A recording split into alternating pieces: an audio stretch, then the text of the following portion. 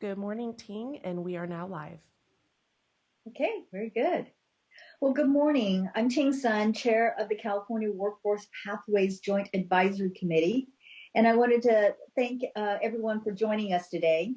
Due to the pandemic, today's meeting is being conducted virtually. I ask for everyone's patience as we navigate through today's meeting.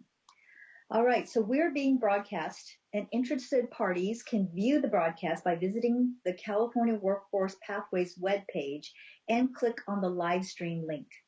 Before we begin our meeting, there are a few protocols I need to go over to ensure that we have a smooth meeting. Again, please be patient with us as we navigate this new platform. I'm asking everyone to keep all microphones on mute. Attendance and motions will be taken by roll call. Members will use the raise hand feature for conversations, and Lisa will help me monitor that. So be a little patient as I can scroll through and make sure that everyone is recognized. Before you speak, please state your name for the record. Public comment can be made at the appropriate times during the meeting. Public comments can be made via Zoom, email, or by phone. All options are on the posted agenda. Today's meeting includes an update on the submission of the federal Perkins 5 state plan and a discussion on the secondary comprehensive local needs assessment template and the secondary Perkins 5 local application. So we have a quorum. We need to have a quorum to continue, and since this is a virtual meeting, CD staff will take attendance by roll call. Lisa? Yes, Chair Sun. Here. Vice Chair Grande. You may be on mute. Here. Member Rawlings. Here. Member Rucker. Here. Member Salazar. Present. That is 5 members, and then I'll move to ex officio Member McGuire. You may be on mute. Okay, I know she's here. It looks like she may have stepped away for a second. And ex officio Member Rattray.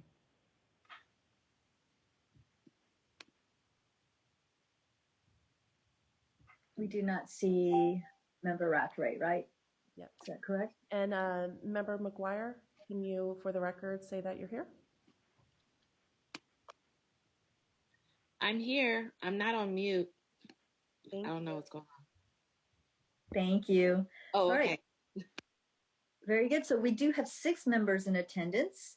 It is now 10:37, and I will call this meeting to order. So before we move on to our agenda items, I will ask staff at the CDE to announce who is in the building supporting the meeting and the other staff members who are participating remotely.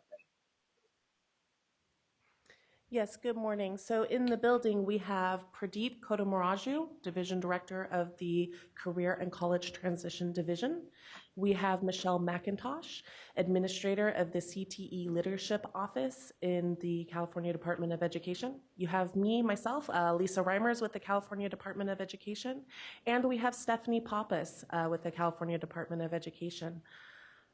We also have visiting virtually, we have Sheni Weber, Vice Chancellor at the California Community College's Chancellor's Office, Sandra Sanchez and Jeff Mrazek from the colleges. We also have Rachel Moran from the California Department of Education. And from the State Board of Education, we have Patricia DeCoste and Pam Castleman. Thank you. Okay, thank you. All right, before we move on to our agenda items, I'd like to seek approval of the report of action for our March 2nd, 2020 meeting.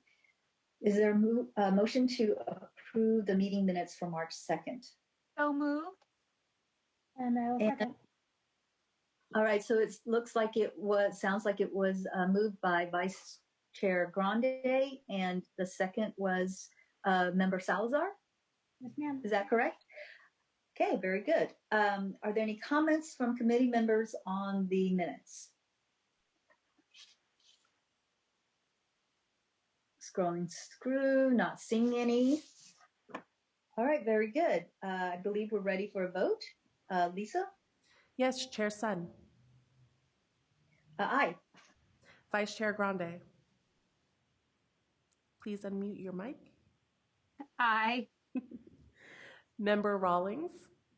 Aye. Member Rucker. Aye. Member Salazar. Aye.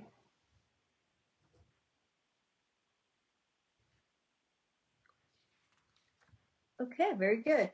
So the report of action and the recording of today's broadcast will be available on the California Workforce Pathways Joint Advisory Committee's webpage.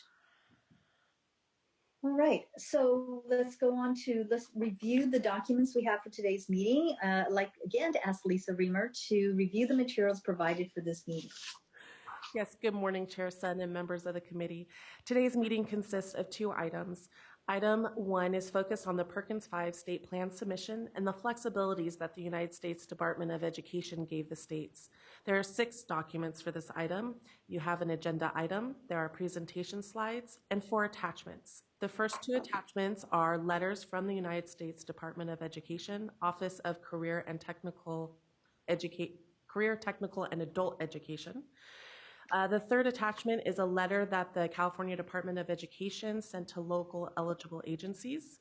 And the last of the attachments is the substantially approvable local application. Agenda item 2 is focused on the secondary comprehensive local needs assessment and local application. There are 6 documents for this item as well. The agenda item, presentation slides, and 4 attachments. The first 2 attachments are the secondary and post-secondary comprehensive local needs assessment, and the last 2 attachments are the secondary and post-secondary local application. Thank you. Okay, very good, thank you. All right, there are no questions. Any questions about the items that have been as part of the packet? Scrolling through, seeing none. Okay, let's go on then to item 1. All right, item 1 today is the Strengthening Career and Technical Education for the 21st Century Act update on Federal Perkins 5 state plan, on the Federal 5 state plan submission, flexibility by the Federal Department of Education resulting from the COVID-19, and approval of the draft 2020-21 Perkins 5 substantially approved secondary local application plan form. So that was quite a mouthful of words. And we have Pradeep Kodamaraju from the Department of Education, who will explain all of that to us and share with the committee an update on the submission of the Perkins 5 state plan. Okay, Pradeep. Thank you, Chair Sun, and good morning, members. This agenda item will have several sub-items. Before I go into the actual presentation, I would like to thank the following individuals as part of our joint management team. First and foremost, I would like to thank Patricia DeCoste for painstakingly reviewing the documents. Her reviews have always made the products much better, and I would like to thank her for that. I would like to thank my colleagues from the California Chancellor's Office, and Shani Weber, Sandra Sanchez, Jeff Merzek, Maureen White, and JC Mabeda. We have provided information from the Chancellor's Office, but these are only items of interest. I will, in fact, all of the items presented today will be items for information, except for one. The Joint Advisory Committee would be approving or taking action on the substantially approvable local application. I would like to thank CDE staff, particularly the Perkins unit led by Michelle McIntosh. Staff knowledge and expertise is what I drew upon in preparing the 2 agenda items. I would like to thank Pam Castleman and Lisa Reimers to help guide us through the bells and whistles that is enabling conducting this virtual meeting. Thank you to the branch office, Stephanie Pappas, for keeping all lines of communication open, and Rachel Moran to help us taking notes today. Last but not least, I would like to thank the Westhead Comprehensive Center, Deb Sigmund, Jennifer Zoffel, and Heather Matson for their guidance.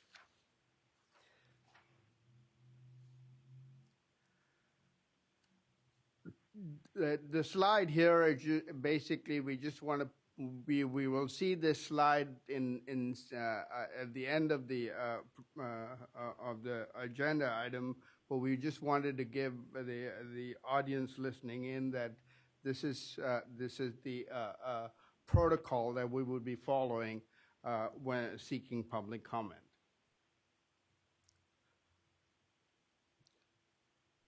So this is the agenda item number 1 that we will be taking up.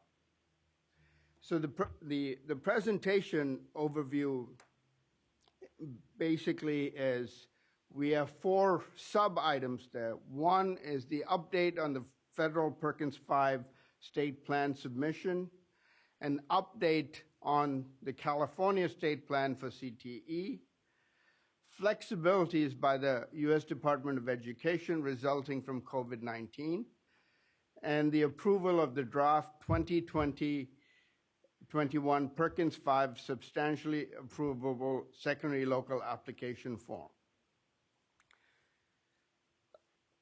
I think just so that I don't have to repeat all of that every time, I will take the liberty in calling that the local application assurance document.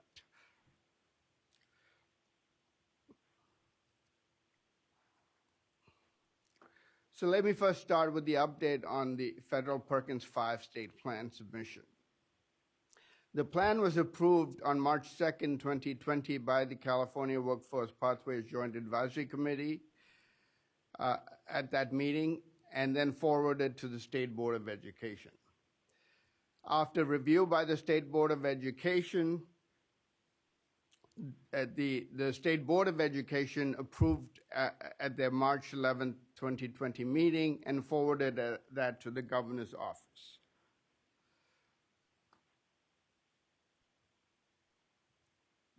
The plan was also forwarded to the Board of Governors for their March meeting, but that item was not discussed at that March meeting, but will now be discussed at the May 2020 Board of Governors meeting.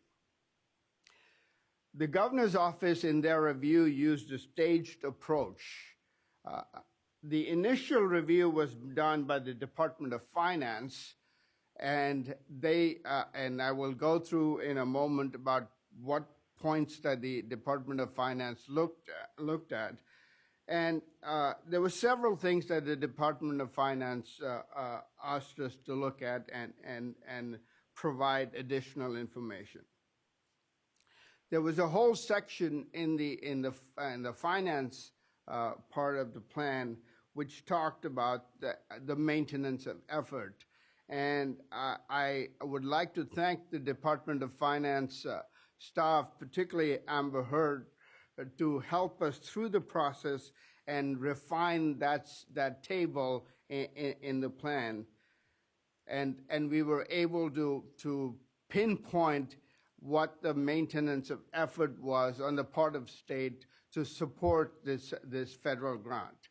As background, the maintenance effort has always been something that we are required to discuss in the state plan. It's essentially saying what effort does the state take at a state level to support the federal grant that comes from the Perkins legislation.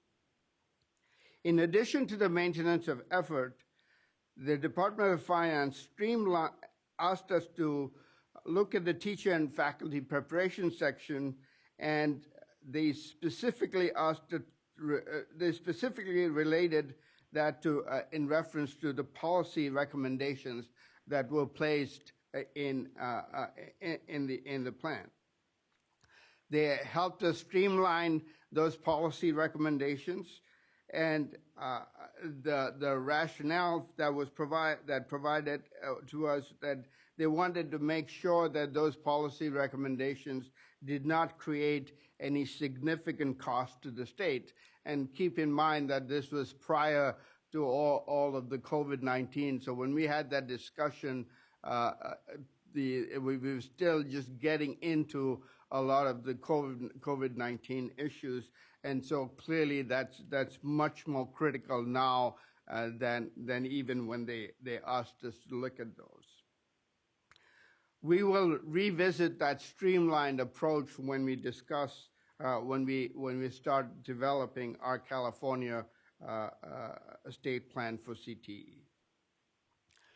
The Department of Finance also clarified the role of the California community colleges in preparing students for enrollment into K-12 programs provided by four-year post-secondary institutions and collaboration of those entities with K-12 local agencies.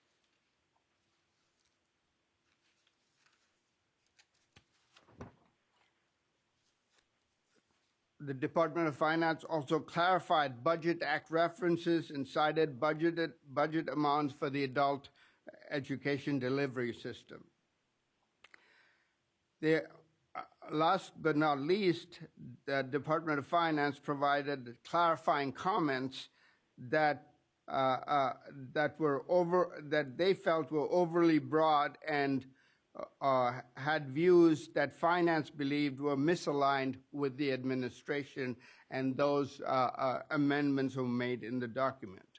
So after that review, which there was a back and forth between the State Board of Education, the Community College Chancellor's Office, the Department of Education, and the Department of Finance, they reviewed the updated federal Perkins 5 state plan and approved that, and that has been forwarded now to the governor's office.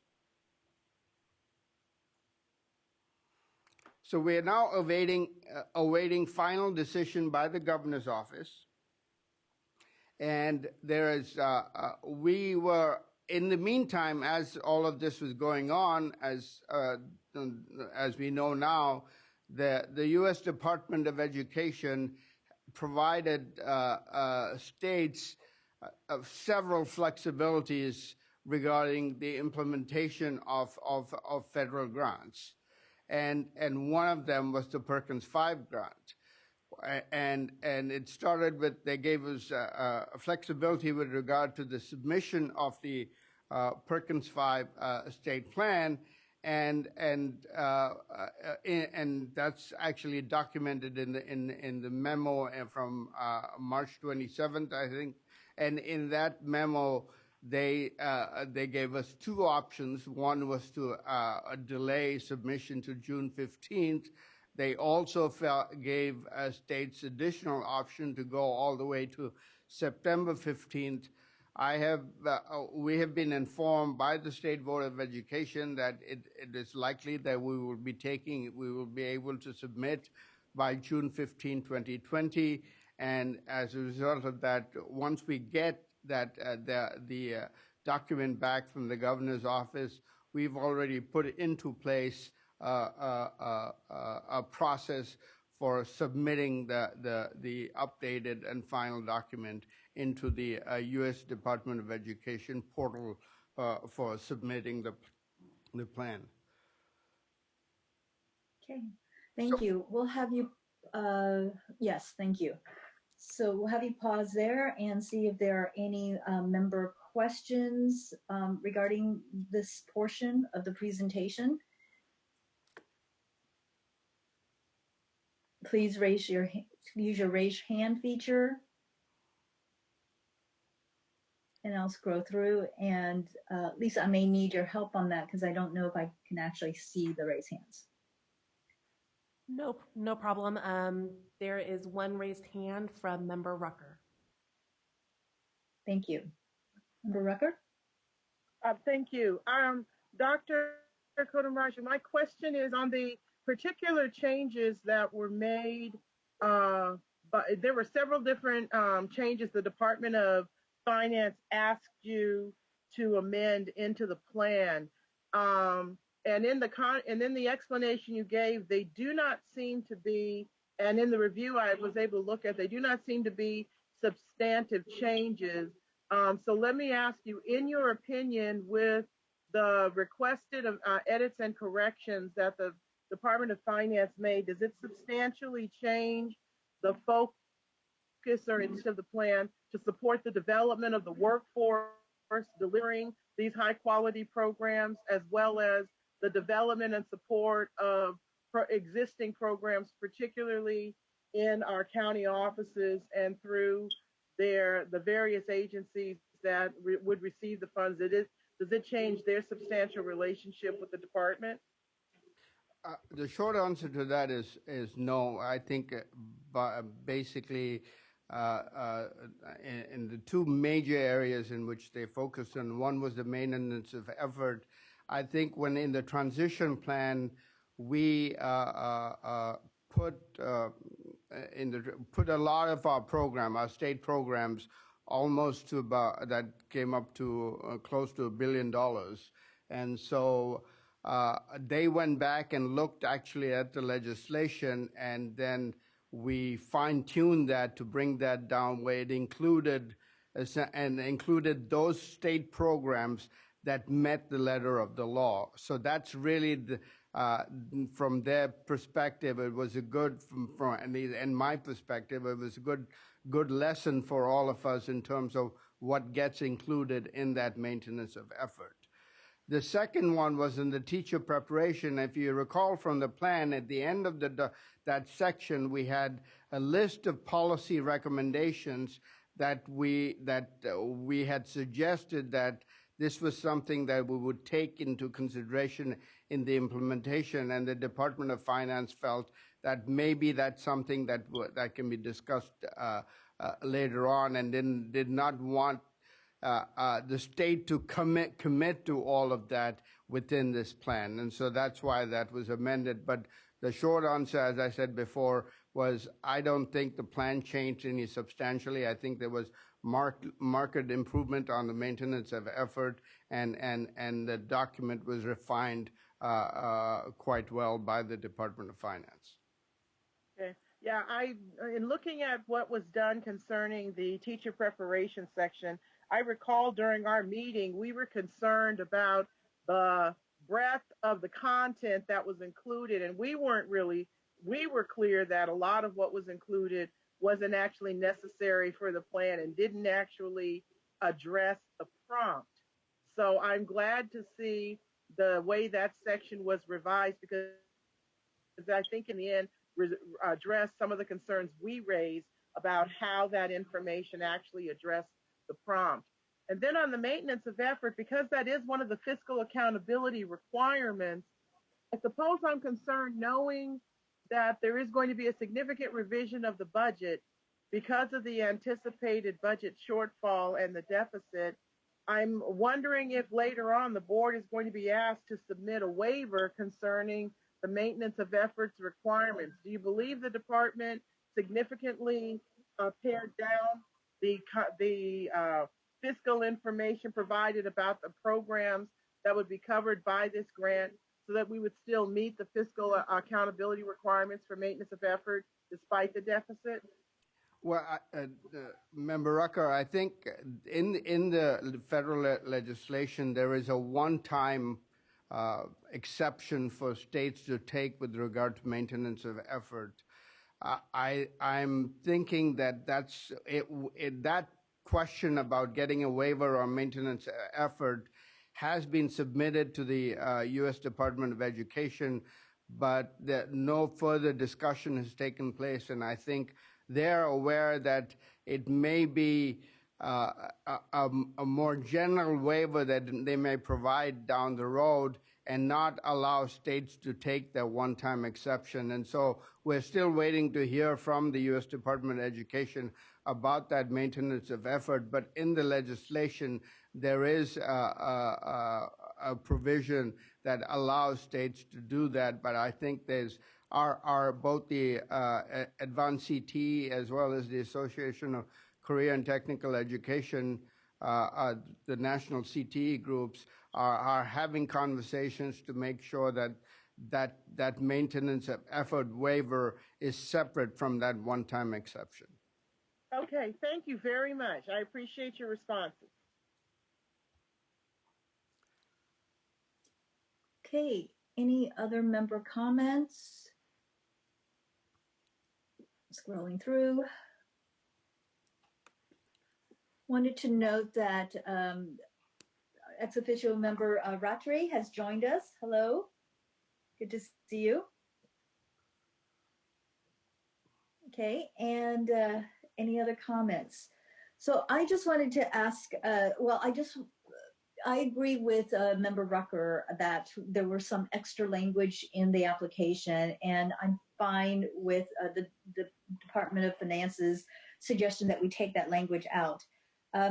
However, we have always talked about the Perkins plan being a minimal plan to move forward for application of federal funds, but that we do have a larger CTE plan that we're developing as a state. So I just want to make sure that we don't forget those conversations that we've had, including some of that language around teacher preparation and our aspirations around teacher preparation, and that we do remember that as we're building that bigger plan, that is put in there and included as part of our state efforts.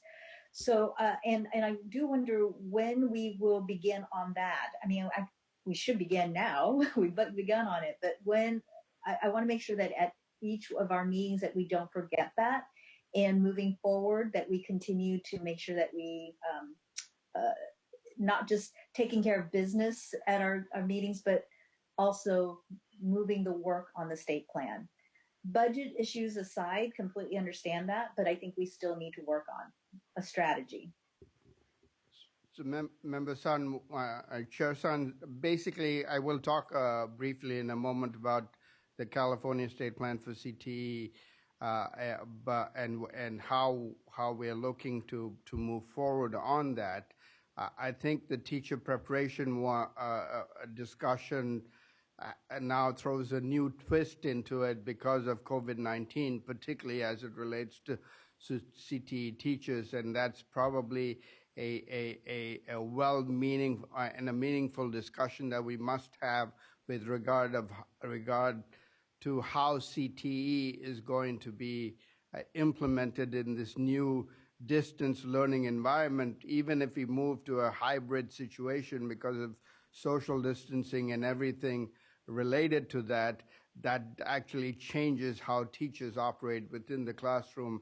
And later on, I'll briefly mention the distance learning web CTE effort that we are starting to work on within CCTD, and just to let the members know, we actually are getting quite a bit of national press because California has sort of taken the lead in that, and many other states are looking to us to see how we do that. If you recall, in the state plan, we talked about CTE online, and that effort that we've undertaken under Perkins 4 is paying dividends now as we move forward to implement Perkins 5.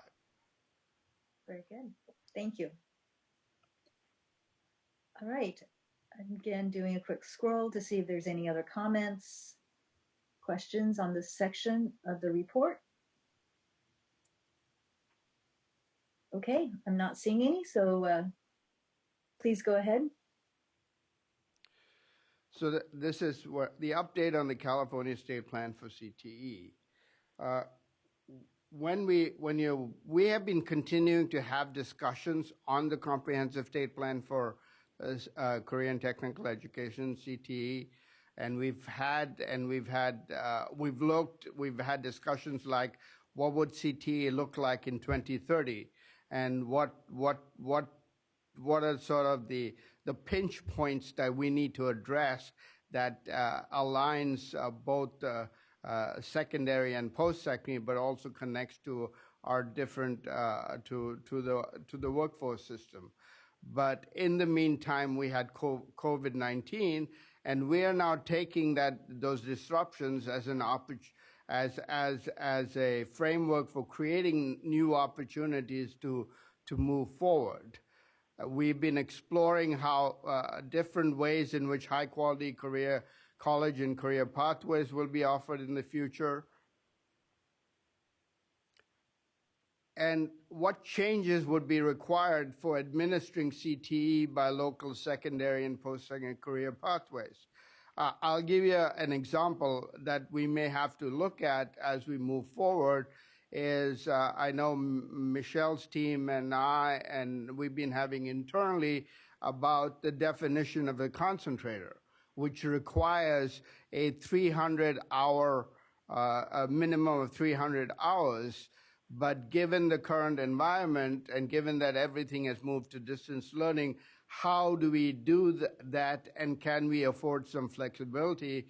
And we're having discussions with CalPATS and how we can provide some flexibilities on that as we move forward. So there are other things I'm sure that will come up as we start working on the California State Plan, and we will consider those both in terms of not only in terms of relations between secondary and post-secondary, but also the relationship between the education sector and the workforce sector, and how that would evolve. I mean, in the Perkins State Plan, if you recall, we had a statement in there about how we intend to work with the State Workforce Board and the Workforce and EDD, the Education and the Employment Development Department.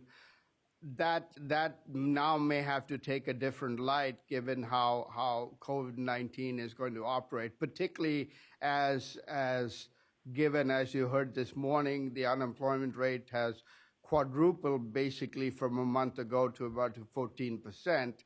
And how does CTE operate in an not a skill shortage environment, but also, and the skill shortage might still exist, but in terms of a surplus of labor rather than a shortage of labor, which is what we were talking about a couple of months ago.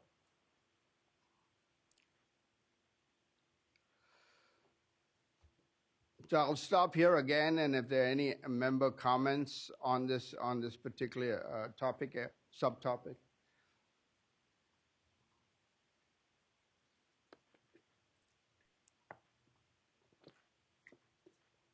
People are very quiet today. I'm scrolling through to see if there are any hands raised.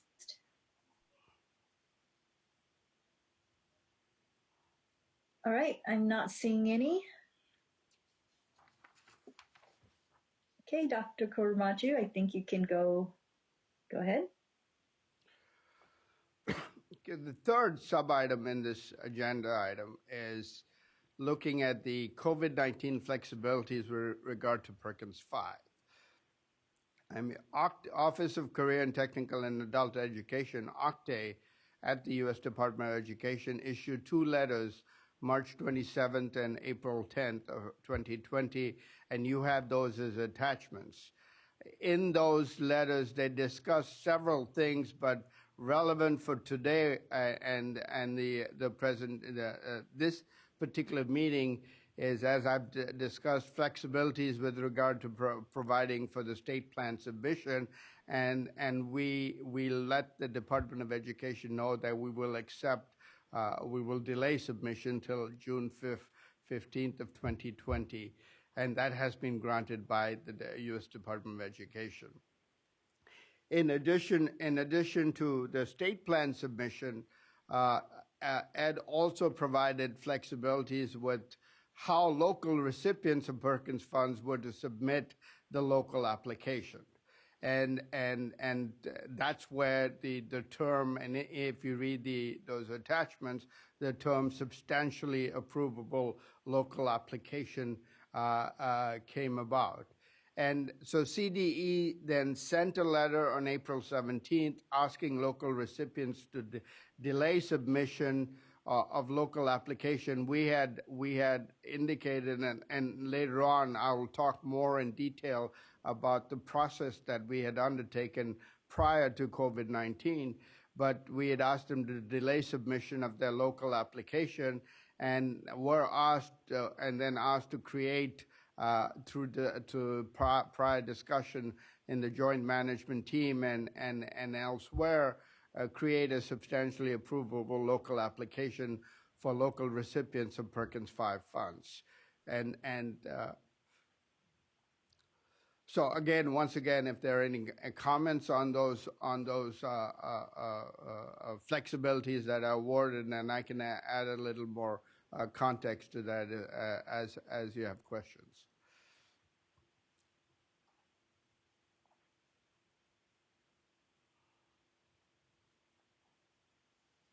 Okay, I've scrolled through. I'm not seeing any raised hands. And Lisa, none No, on your end as well? you're good. Okay. All right. Very good. All right. Thank Member you. I think we can continue. Member Salazar just raised her hand. Okay. Member Salazar. Thank you, Chair Sun. Director Kutsumaju, I just have a question for you relative to, are we getting any feedback from the field in terms of what they are seeing as the need for flexibility or guidance in this particular period, particularly in the midst of COVID and even in preparation of a post-COVID economic recovery effort? And what that might, or have we even begun to elicit that information from the field relative to how the state plans to use the flexibilities granted to it by the State Department of Education, or the Federal Department of Education, excuse me. So I'll turn it over to Michelle McIntosh to answer that question. Thank you, Member Salazar, for the question. So what we're hearing in our particular office is that folks, even though with the COVID-19, they'd like to move pretty quickly ahead because they're interested in having those dollars ready for them to spend as of July 1. So even though the federal government has given us the ability for schools, for the LEAs to spend on July 1, we still have to have that substantially approvable application. And so in moving forward with putting the application out, our goal, prior to COVID was to get those applications in, and then with COVID was just to make sure that they have a good plan moving forward so that we can substantially approve those plans so that they can start spending as soon as July 1. So most of the comments and the feedback we've been hearing has just been, one, they're still waiting to hear if they can carry over, so to speak, their 1920 funds and how those will be spent, which we're still waiting on direction from the federal government on that. And then the second is how soon they'll be able to start spending their 2021 funds. Thank you, Michelle. Oh, sorry, go ahead. But they're not requesting any guidance relative to maybe innovations in the field or ways in which the resources can be expended other than just knowledge and understanding that it's forthcoming and they'll be able to utilize those dollars. Yes, so they understand that we will be providing them more information regarding their CLNAs. Their one of the difficulties right now would be having their stakeholder meetings, and so we want the LEAs to be able to have those stakeholder meetings with fidelity. And ensure that they're able to have those stakeholder meetings and provide feedback and get the feedback from their stakeholders as to how they run their programs. So we are giving flexibility with that, giving the extended timeline. That's really section 4 of the application. So as long as they give us a plan of how they're going to proceed with that piece of the plan, we can go ahead and substantially approve. We didn't want them to rush to hold a meeting just for the sake of having the meeting. We want that meeting to be meaningful for them and help guide their plans. Also with the expectation that they will be turning in a revised budget based off the meeting when they have those meetings. So we do have a fully thought out plan of how to address that. Thank you. Thank you, Michelle. Member Salazar, just to add on to what Michelle said, a couple of points. One is you will see later in the presentation, I think in agenda item 2, we will talk more about the comprehensive local needs assessment of the CLNA and the local application, the full local application. The other point that Michelle raised was the thing about, I think when we sent that the letter out to the field, the April 17th letter that we sent to them, the first question and maybe the only question we got from the field was, can we carry over the funds from 1920 into 2021? And the law, the Perkins legislation does not permit us to do that. We basically, any unspent funds at the LEA level, and this is true at the community college as well, has to be then taken back by the state and then added into the 2021 allocation and then put back based on the allocation. And one of the questions that I had raised with the U.S. Department of Education was a question of equity. The idea being, because of what happened in COVID-19, there are small to medium school districts, LEAs, as well as community colleges that may not expend all their funds, but when we capture those unspent funds back and reallocate them, it is quite possible that they may not get those funds back again, and they get it based on the current allocation methodology. And so we are asking for that from the U.S. Department of Education to allow us to carry that over. But basically what is required, you need legislation from U.S. Congress to do that. And while there has been a bill introduced in Congress in a bipartisan way, what those the bill those members, legislative members who have introduced the bill are looking for it to be attached, hopefully, to an upcoming CARES bill. And so that the discussion is still ongoing on that, and we're hoping at least within the next few weeks we will hear about carryover of those funds. Right now, that is not possible to have them carry over those funds, and that would then be reallocated to them using the traditional allocation methodology. And thank you, Director Kochimate. I also just wanted to, affirm that, and I would imagine, loud and clear, it's not business as usual. And whether or not, and I get that the CNLA may unearth this, but relative to how they're engaging with employers, is the focus around kind of a rapid response approach towards a more longer term build out, or are we still just kind of constructing for what might be future career pathways and addressing issues around student equity? And so that's what I was trying to wrap my head around in terms of how the LEAs are being directed in terms of their resources, and again that interplay between them and the employers whom they'll be working with, and where employers are relative to the current situation. And again, will likely be a post-COVID-19 economic recovery effort. So thank you.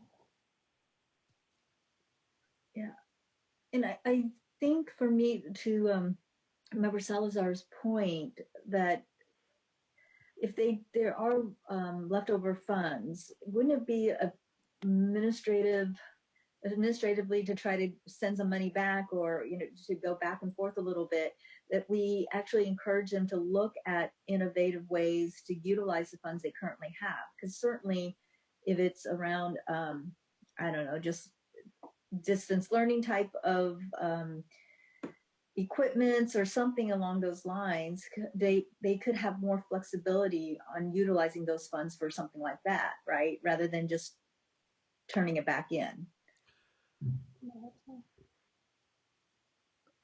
Chair Son, I was going to say that I was actually going to talk about that when we talked about the comprehensive local needs assessment, local application in the agenda item. So in agenda item 2, but I would say that as the local recipients are developing the comprehensive local needs assessment, I was going to say that then, I'll say this now. I think one of the things that we as staff were aware of, that teacher preparation would come up to the top because there is a requirement for upscaling teacher preparation all across the state. But because of COVID-19, as they do their comprehensive local needs assessment, distance learning will also come to the top. And so when we look at those, when we get those summaries back from the recipients, we will see. I mean, I'm just making a hypothesis now, but I think it'll probably proven right, is that both distance learning and teacher preparation will come to the top, and it is then incumbent upon us to devise innovative ways of combining those two to see how CTE can be delivered to students. Because one of the things about CTE, as all of you know, is that there's a lot of hands-on learning that goes on with it. To a certain extent, how is that going to happen, even if we move to a hybrid type of environment? And then, so sorry, I think the lights just went off in this room. You disappeared. So as I was just saying that I'll talk more when we come to agenda item 2. Very good. Thank you. Let me just do one more survey here to see if we have anyone else who had any comments that came up. Yeah, you have Member Grande and Rucker. Thank you. Member Grande? Thank you very much. It's just a follow-up question based on what Member Salazar had queried. If we don't have the opportunity to roll over from 1920 to 2021 for our LEAs, do we at least have a little bit of flexibility that might extend their spending for maybe 30 days, 60 days, 90 days, so they might be able to take some of our suggestions for innovative practices and deploy them through the spending between now and, say, August, September 1st? Well, Shai Grande, unfortunately, we cannot do that based on the federal law. And so, as I said, we are hoping that there will be a legislative vehicle in Congress to move that forward prior to July 1. And so, but we as staff, we are looking at seeing how much those funds might be, and if there are any ways in which that can happen. And I think it's probably the same thing on the community college side, although they're actually having, they're actually accepting their application plan by June 15. So the question becomes, is to answer your question right now, no, but we are trying to explore all options. Thank you.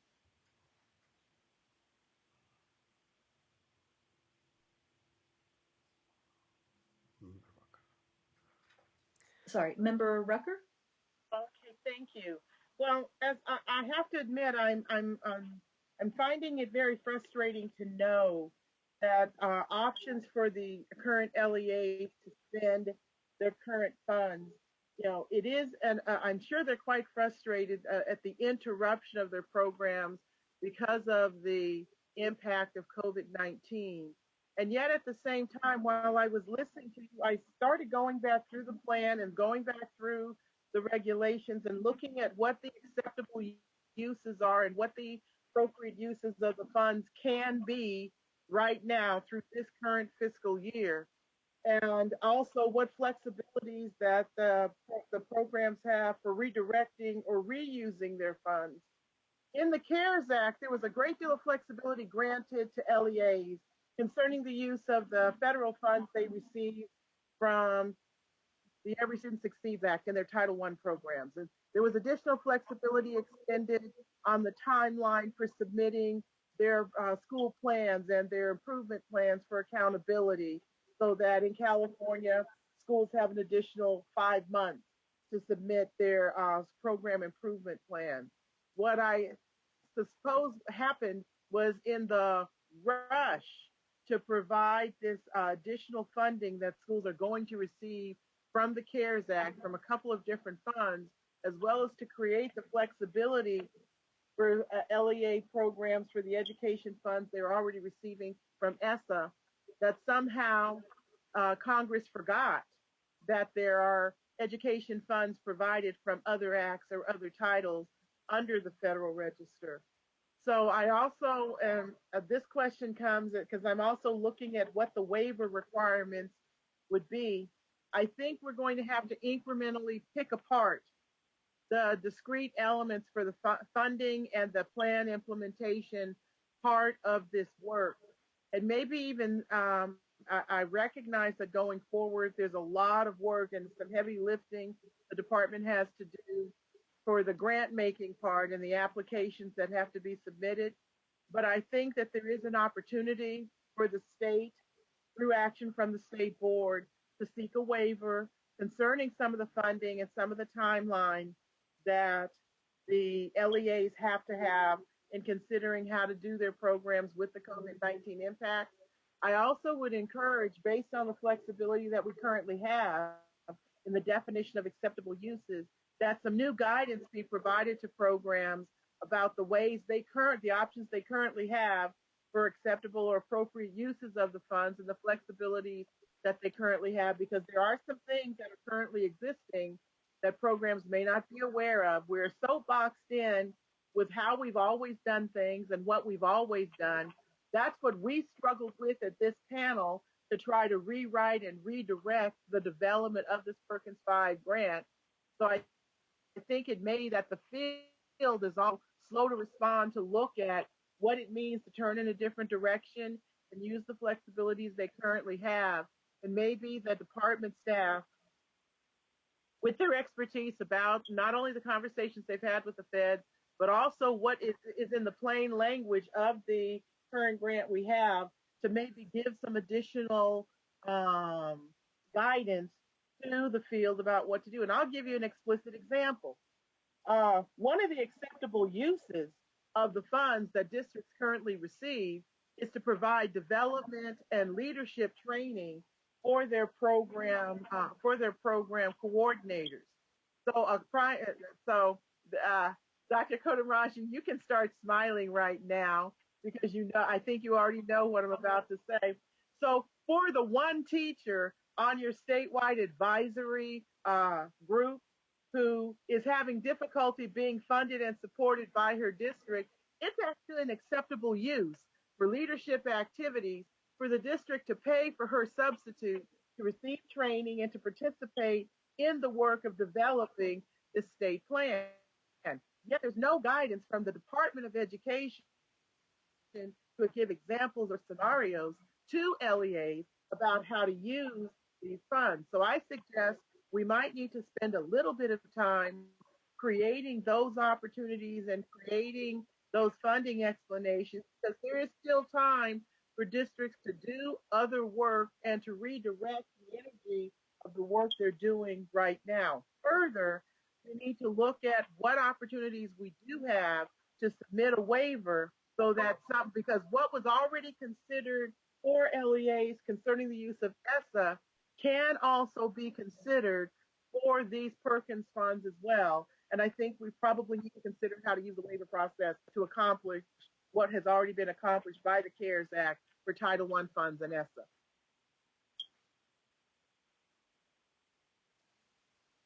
So let me ask Dr. Kumaraj, is that feasible to look at that, provide some guidance to the field regarding current flexibility that they might have that is within law, and then the feasibility of looking into the state board on a waiver Yes, request?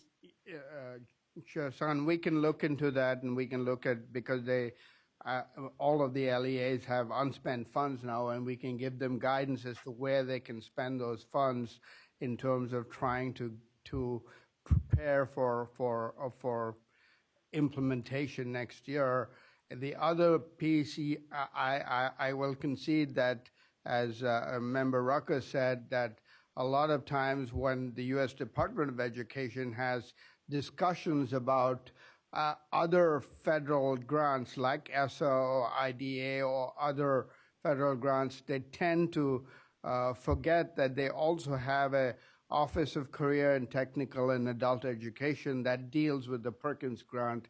And so this is where, because I asked the question because I've been on the discussions on the federal waivers, and when I read that, I had the same feeling in terms of why couldn't that be just applied to the Perkins funds as well. But we were told, and I had checked with both national organizations plus with Michael Brustein, who advises our department on federal legislation, and he seemed to indicate that that only Congress can decide that. But yeah, to answer your question, Chair San, we will look into that.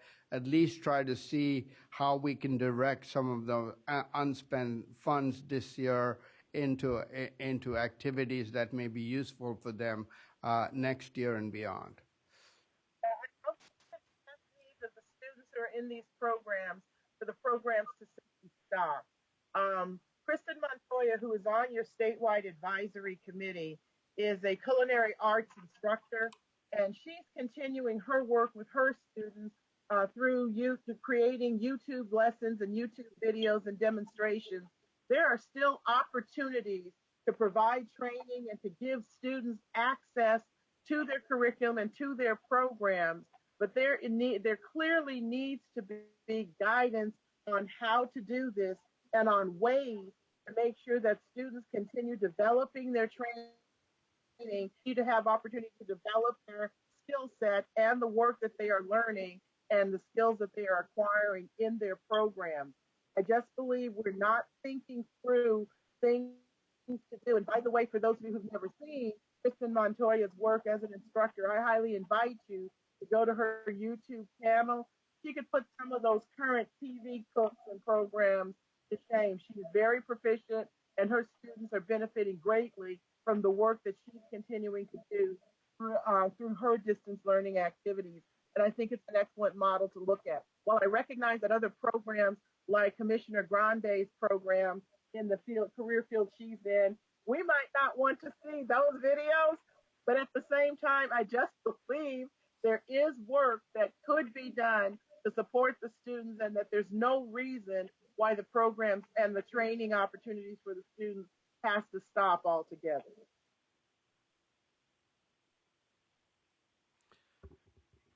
Member Rucker, we are actually exploring that through the CTE distance learning effort that we are undertaking right now, and so we'll make sure that we will highlight that program, because we send a newsletter out every week on CTE distance learning, and we'll make sure to highlight that within that newsletter.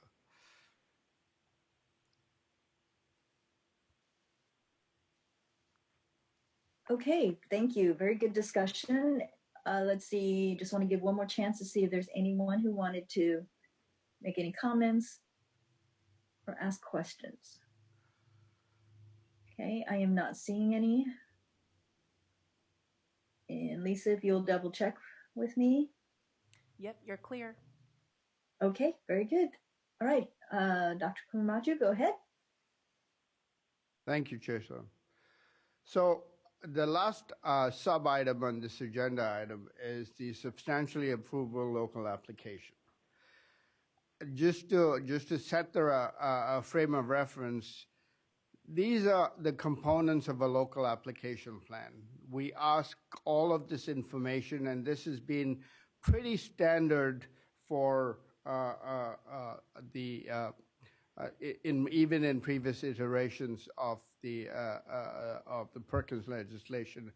The new element in here, or the new component in here, is the comprehensive local needs assessment, and we'll talk more about that a little later. One of the things that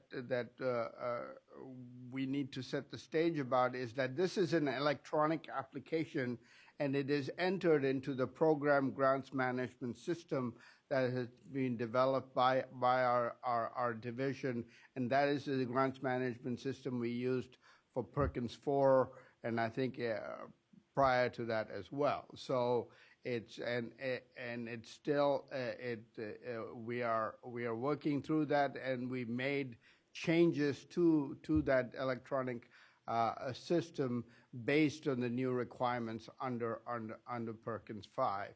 And so this is basically, when you look at these components, I think the main sections, if you as it's called in the local application, are the third and the fourth bullet. Really is in terms of how they have to look at that, and as I will explain to you later, what the linchpin of the local application right now is the comprehensive local needs assessment, and it is something that we'll discuss, as I said, discuss a little much more in detail as we in the next agenda item.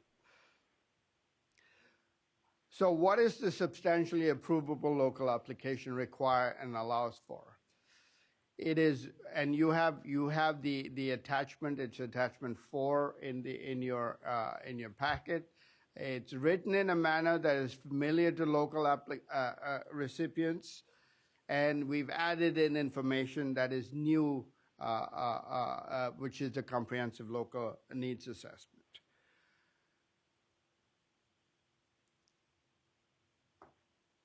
So what we are requiring the LEAs or the local recipients to do that is complete an assurance-like document with check boxes for the 7 components of the local application.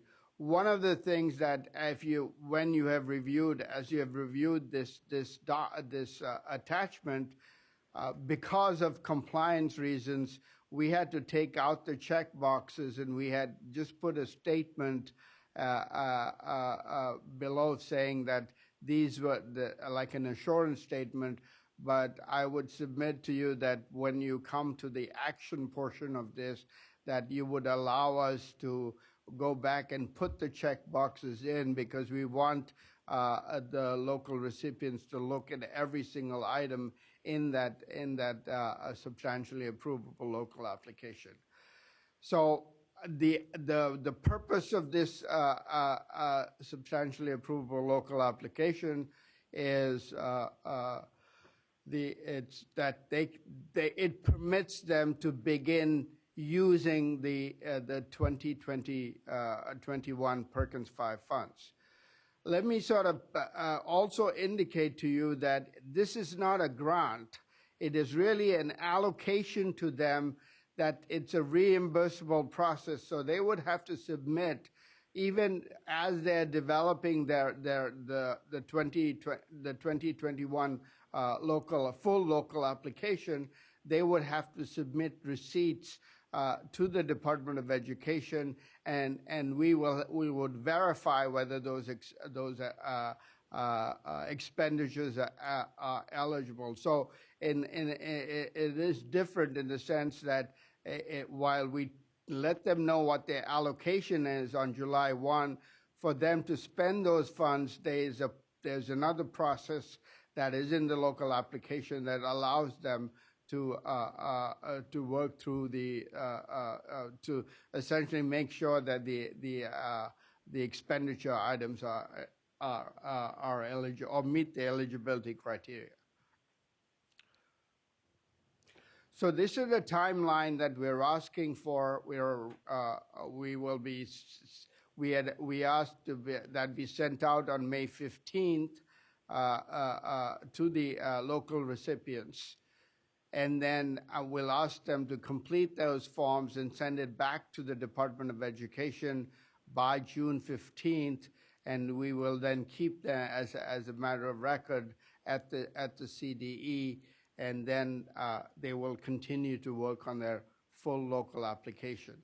What we are also, and I just want to sort of move forward, and that links to the next agenda item, is that on September 15th, we anticipate receiving a completed local application, including the comprehensive local needs assessment summary, and then have them in December 15th to submit a final local application with all revisions. Typically, what we've done is essentially we've not had the September 15th date in this process, but because of the COVID-19 flexibilities, we are putting that in to make sure that that we can interact with the LEAs to know how well and provide any guidance to them as they complete this process. The December 15th was always there, is in the sense that we wanted to make sure that all of the T's are crossed and the I's are dotted, so we have a complete application on file as we move forward, as they start implementing and using those funds. So that's the substantially substantially approvable local application, and I'll open it up for comments from members. Let me see if there are any raised hands here. And we can short term the substantially local application with the assurances form, right? That's what we. Yes, correct. Yeah. All right, let me see the questions. Ex officio Rattray has a comment. Okay, go ahead, please, David. Can you hear me? Yes. Can you hear me okay? Yes, we can. Yes. Okay, good. I guess I'm certainly not one to want to add even more requirements on the district. So I asked this question more in terms of just trying to stimulate less of a compliance response and more of a creative response that is well suited for the needs of their students. I guess my question is, are we going to ask them, at least in their final plan, to look to the principles that we adopted as a committee and to go beyond sort of the minimum, but to try to align to the more grander set of principles that we laid out and to address those in some way?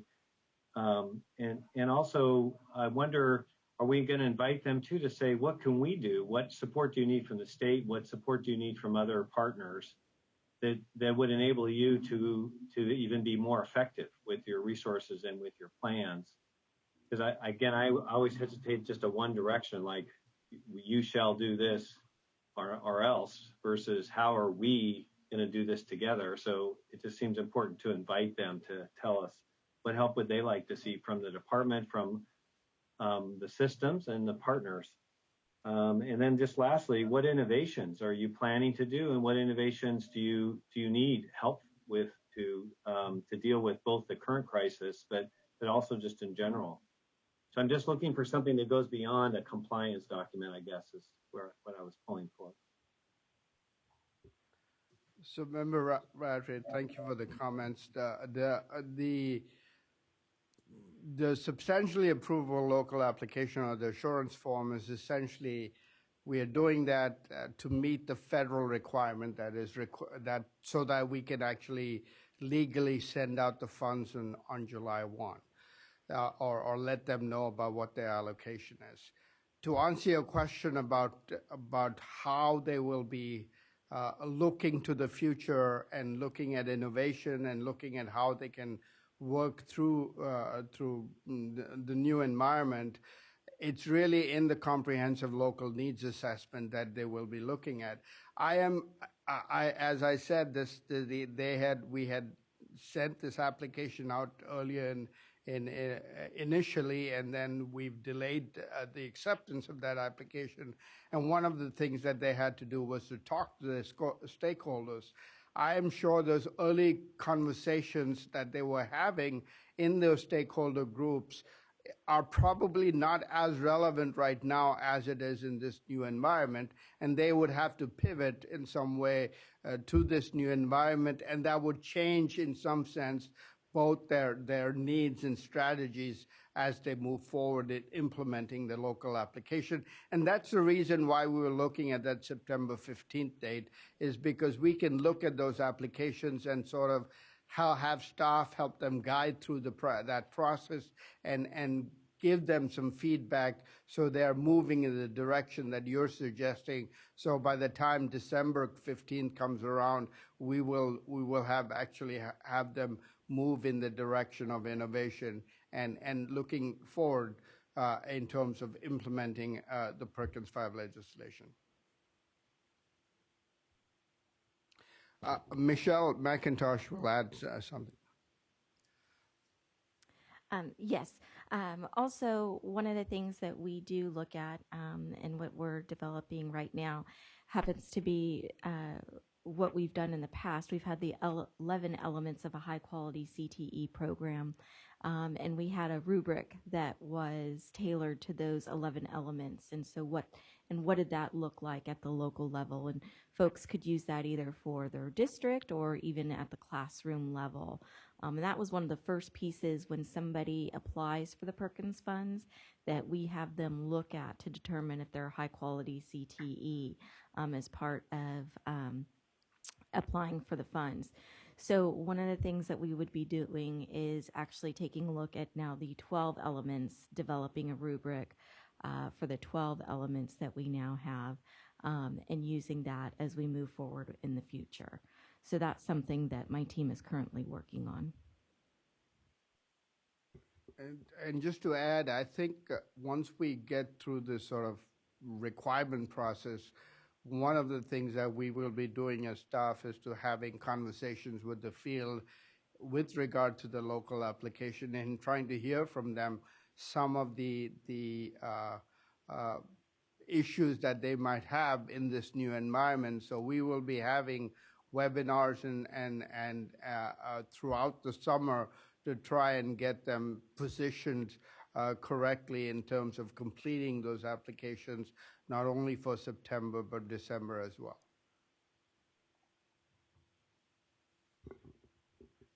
I have a question about the timeline. So in the slide that said they will have until September 15th to turn in their application. Is that right? Yeah, they will be turning in the application September 15th. Okay, so and we had talked about making sure that the LEAs don't have these duplicate processes, and we had hoped that the planning for the Perkins and the stakeholder meetings that we want them to engage in would align with their LCAP process. So currently the LCAP process, the LEAs will need to submit an LCAP in December 15th. So I'm wondering, and September 15th is just when school will be starting again up in the fall. So I'm wondering how realistically we can expect a stakeholder engagement process throughout the end of the spring and summer months, particularly given the COVID situation and the uncertainty about how we will even start up in the fall. So I wonder if we are able to push that back a little bit so that we're also giving stakeholders a window of time that either overlaps or parallels their LCAP development process. Chair Sana, I think we will take that into consideration. We just wanted to give them an opportunity so that staff can have a review of those applications to see whether it's not the complete application, it's just It's just in my mind and in my office's mind is to making sure that we can start a conversation with them over the fall so that they can actually move in the right direction. So realistically, as I'll talk about in Agenda 2, there are only a couple of sections that are going to be new for them that the stakeholders would have to work through, and also the CLNA process. But uh, uh, the reason we thought about the September 15 date is essentially because I think that's something that we wanted to put in there to make sure that we can begin the conversation with the locals. But I was fully aware of the LCAP being extended to December 15th, and we wanted to make sure that the December 15th is the final submission of that application. Okay. Okay, any other member comments? Yes, you have Member Rucker and Member Salazar. Okay, very good. And I am not seeing the raised hands, so Lisa, I'll ask your help for recognizing members, okay? Not a problem. Okay, so we have Member Rucker and then Sal. Okay, thank you. Mike, I was going to talk about or comment a little bit about what Michelle McIntosh talked about on where our principles would actually be reflected and the applicants for these programs would be accountable to our principals. I agree with David Rattray's concern that we are making sure that our principles are the priority in defining what is of high quality and how we will hold the programs accountable. But at the same time, I'm hearing and I'm sensitive to what Dr. Kodaraju said, that we are paring down the process to accommodate some of the concerns the locals will have with not only meeting the timeliness in their submission, but also in this climate where there's a great deal of uncertainty and we're not clear about what the actual impact is going to be. We're actually planning for something we don't know how to experience or how to define. So I understand the approach the department is trying to take. But what I heard and what Michelle said gives me a little concern. I want to make sure that in the plans and what in the documents that I've looked at, I don't see where it's made clear to the applicants how their applications or how their documents will be reviewed or evaluated by the department. So Michelle did make it clear that the department does plan to use our principles to evaluate how the program meets the standards for high quality career technical education programs and how it addresses innovation as defined in our criteria and in our standards. But that's not really clear to the applicants about how they will be evaluated. You know, when I was a classroom teacher and I gave my students assignments, it didn't matter, you know, in the early grades, particularly in third, fourth, and fifth grade, well, do we have to turn it in manuscript or cursive? That was important for them to know if that was going to be a part of their grading.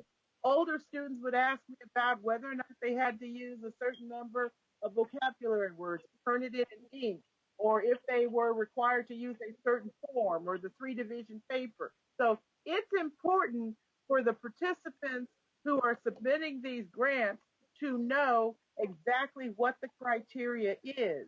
And so while Michelle is saying that's under development, it basically means they're going to turn in their paper and get a grade based on criteria they didn't know what the gradings would be based on. So I think that even though it's under development, you do need to tell them these are I do agree with David's assertion, since you're saying the grading is going to be based on that criteria. I think that David's assertions have merit, that they need to know they're going to be accountable to those principles, and they need to spell it out, since that's what you said they'll be graded on. So I think that rather than saying we're going to wait and see what you can develop, I think that the instructions for the application needs to make clear they're going to be held accountable for the type of innovations they show and for the way that they directly and explicitly apply our principles in the development of their application. Since it was indicated by Michelle, that's how the applications will be evaluated. Thank you, Member Rucker. Let me clarify that. I don't think that we're going to use what we're doing right now is we're developing a rubric, but you have to remember these applications were actually when they started to develop these at the beginning of the year were prior to the 12 elements being approved by the board. So everybody has used the 11 elements up until this time to be working on their application. They're using those 11 elements. We'll be looking at them using the 11 elements. However, now that we have the 12 elements approved, we're starting to develop a rubric on what those 12 elements will look like so that the field knows that ahead of time, so that it's not, surprise, we're gonna grade you on these right now. And so we're working on providing some information around those 12 elements, but right now, because they've started with these applications at the end of February, prior to going into COVID, they started with the 11 elements. So we'll be looking at the 11 elements this time around, and then as we build out those 12 elements, then working with them on those 12 elements and the guiding principles. Member Rucker, this is just to add to what Michelle just said. Maybe I will just keep your comment on hold till we get to the comprehensive local needs assessment, and if it's not clear at that time, we can come back and address not only your concerns but also Member Rafferty's concern as well. Well, wait a minute. I think I misheard something Michelle said. I need to be corrected on this before we go forward. I think I heard Michelle say that the applications went out in advance of the board approving the elements of the program. So the applications went out in February, and the state board took action to approve these principles at the March board meeting.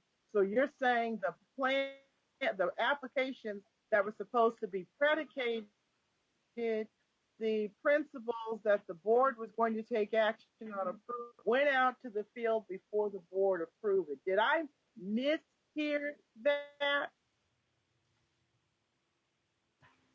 No, that's what you heard. So we have a different problem that we're going to have to talk about later anyway then. I was not aware of that. We have a different problem altogether. So I will hold. So Dr. Kodamaraju, knowing you asked me to put a hold on that concern until you get to the comprehensive needs assessment, make sure you address that when we get to that part of the agenda as well. I definitely will. Yeah, and I agree that that is an issue. I don't, but given that we now have a postponement of the timelines and deadlines, I am not sure why we want to continue with the prior 11 elements and not make the changes right now. I really do not understand that. And I believe that over the last year, this committee has been emphasizing our protocols and our elements, and wanted to make sure that these have been added into the process moving forward. And we all believe that under the new Perkins application, it would be a brand new day. So I would not want to see an application that went out prematurely that were under older elements to move forward in any fashion. So, but we can get to that when we talk about the actual application, if you like. So I believe we had Member Salazar. Is that right? Yes. Yes. And it sounds like Director Katsumaki is going to review. My question was relative to the needs assessment, but it sounds like we're going to go deeper into it. So I'll withhold until that presentation has been given.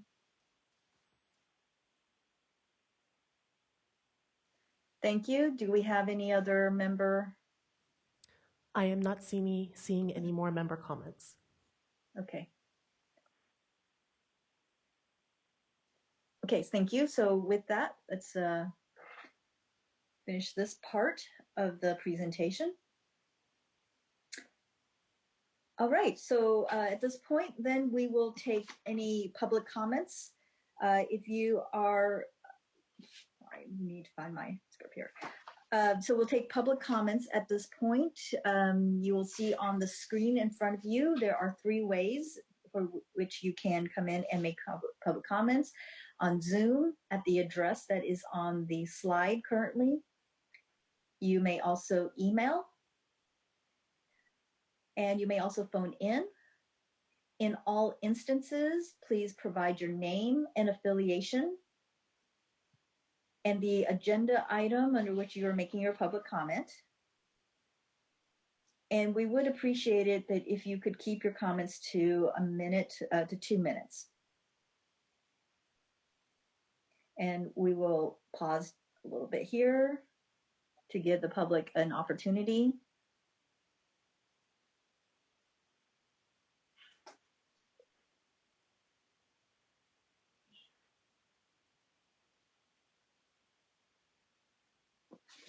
Okay, do we have any public comments, Lisa? I am not seeing any comments at this time. Okay. Okay, let's give it another 30 seconds.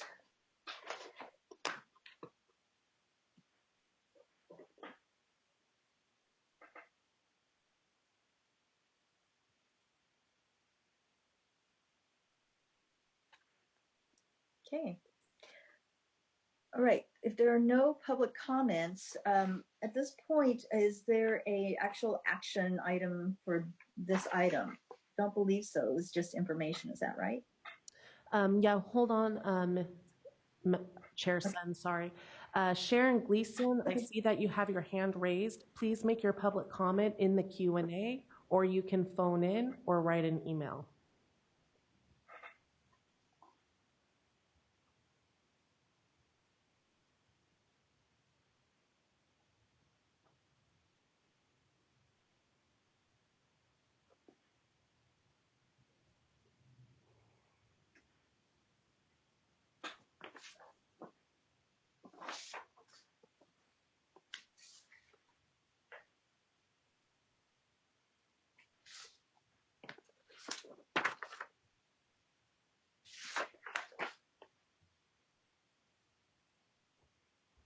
Okay, Sharon Gleason, the question is clarification on the due dates and the new 12 elements.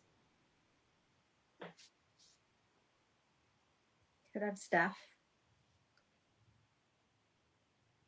Could we have staff? Oh, clarification. Well, it's public comment.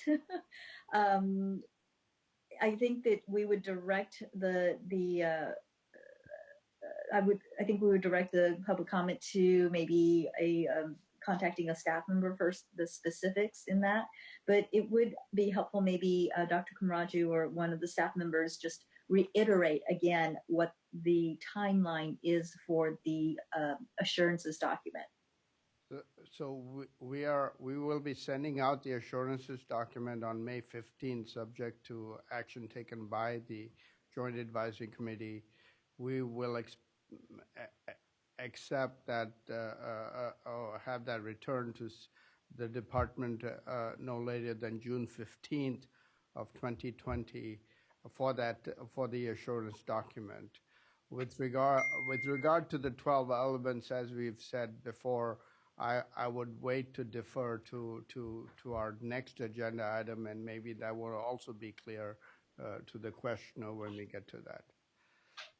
Okay. And for those of you who are tracking the assurances document, and correct me if I'm wrong, this is attachment 4. That is correct. On the posted agenda. And it essentially is an assurances document. There's not a lot there other than addressing the requirements of Perkins 5.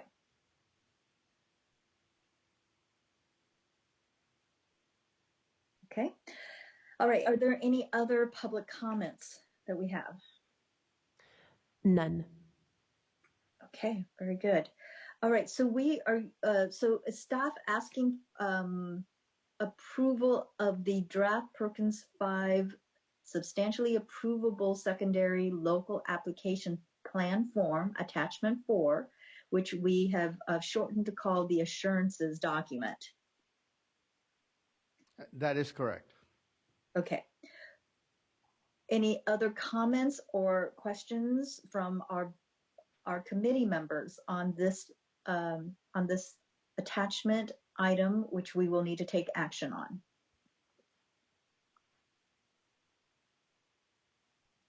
Okay. I'm not seeing anything.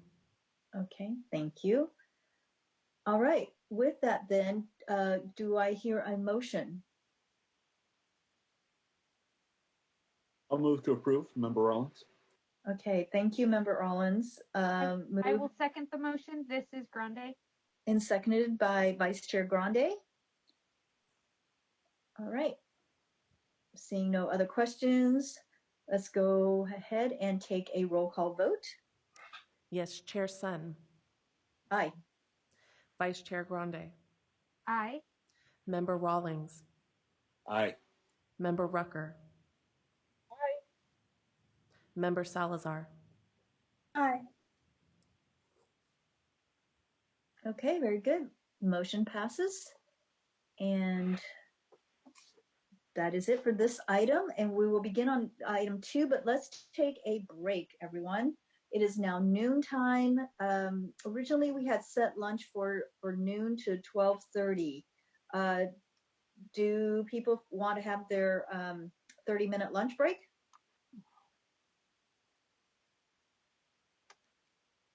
I am seeing shaking of heads, yes.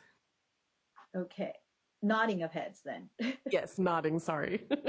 Okay, nodding of heads. All right, we will take a 30-minute lunch break until 12:35, since it is around 12:05 right now. And I will see you all back at 12:35. Thank you. And if you could please go ahead and turn off your cameras. Thank you.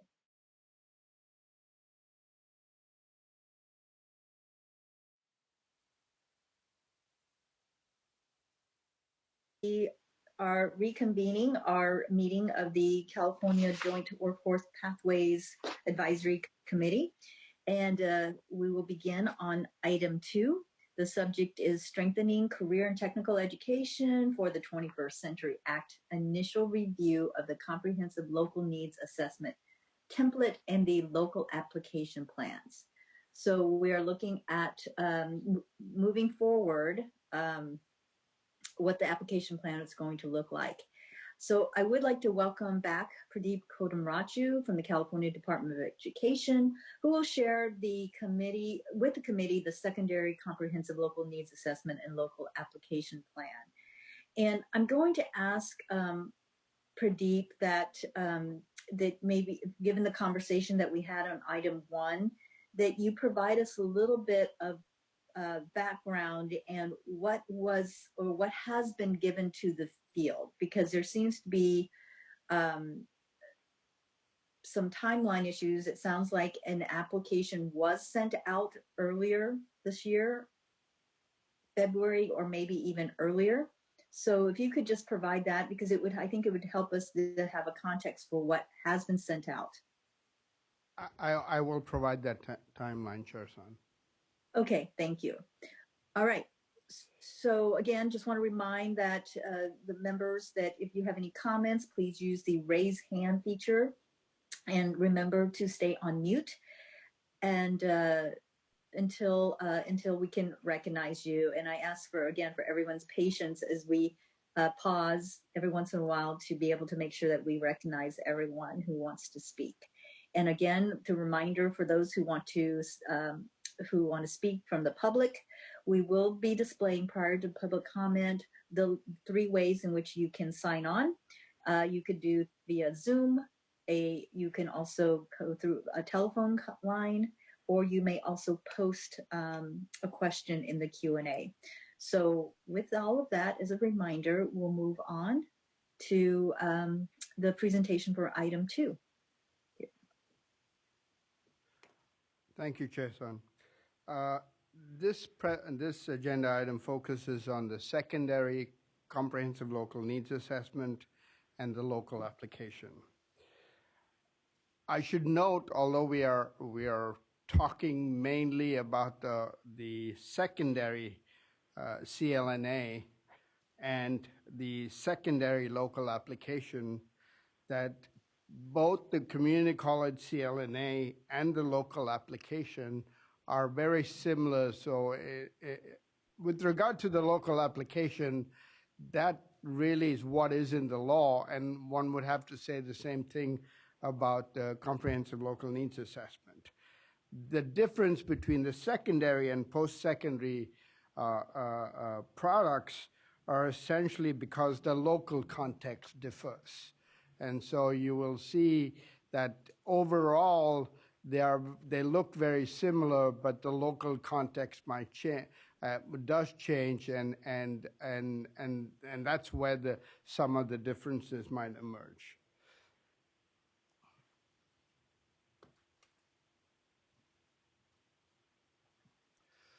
So what we'll talk about the comprehensive local needs assessment of the CLNA template first, and then we'll take the local application plan. While we will do this in order, just based on the discussion from agenda item 1, it becomes clear that there's overlap and the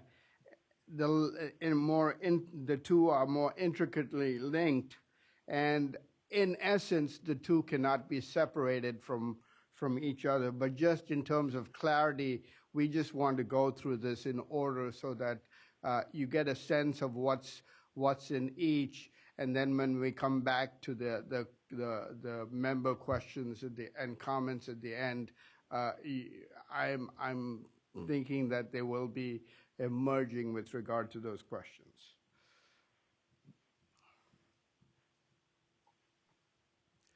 So just to you are probably familiar with this list already from the previous agenda item.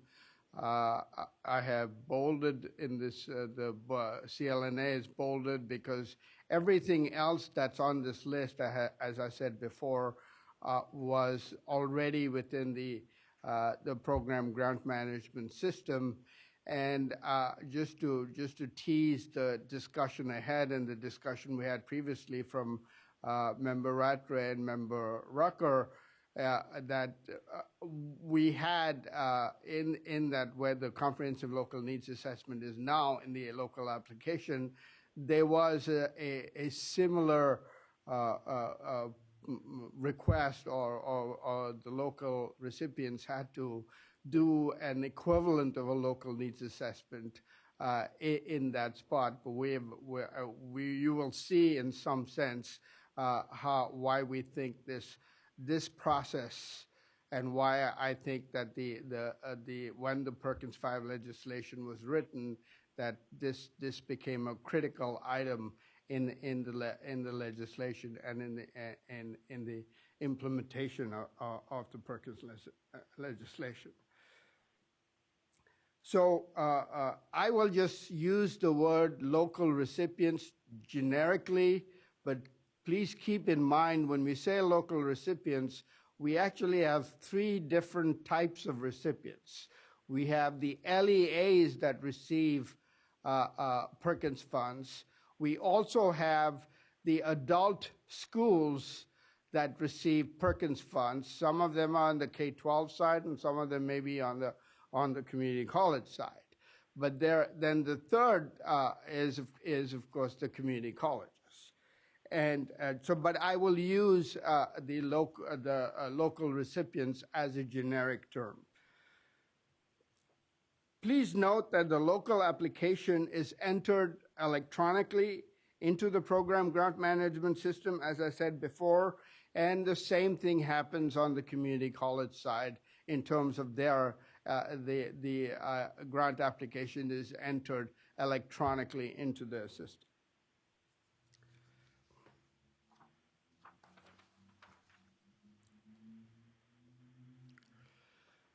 So, Chair Son, this is the question that you were referring to, but I'll come back to that.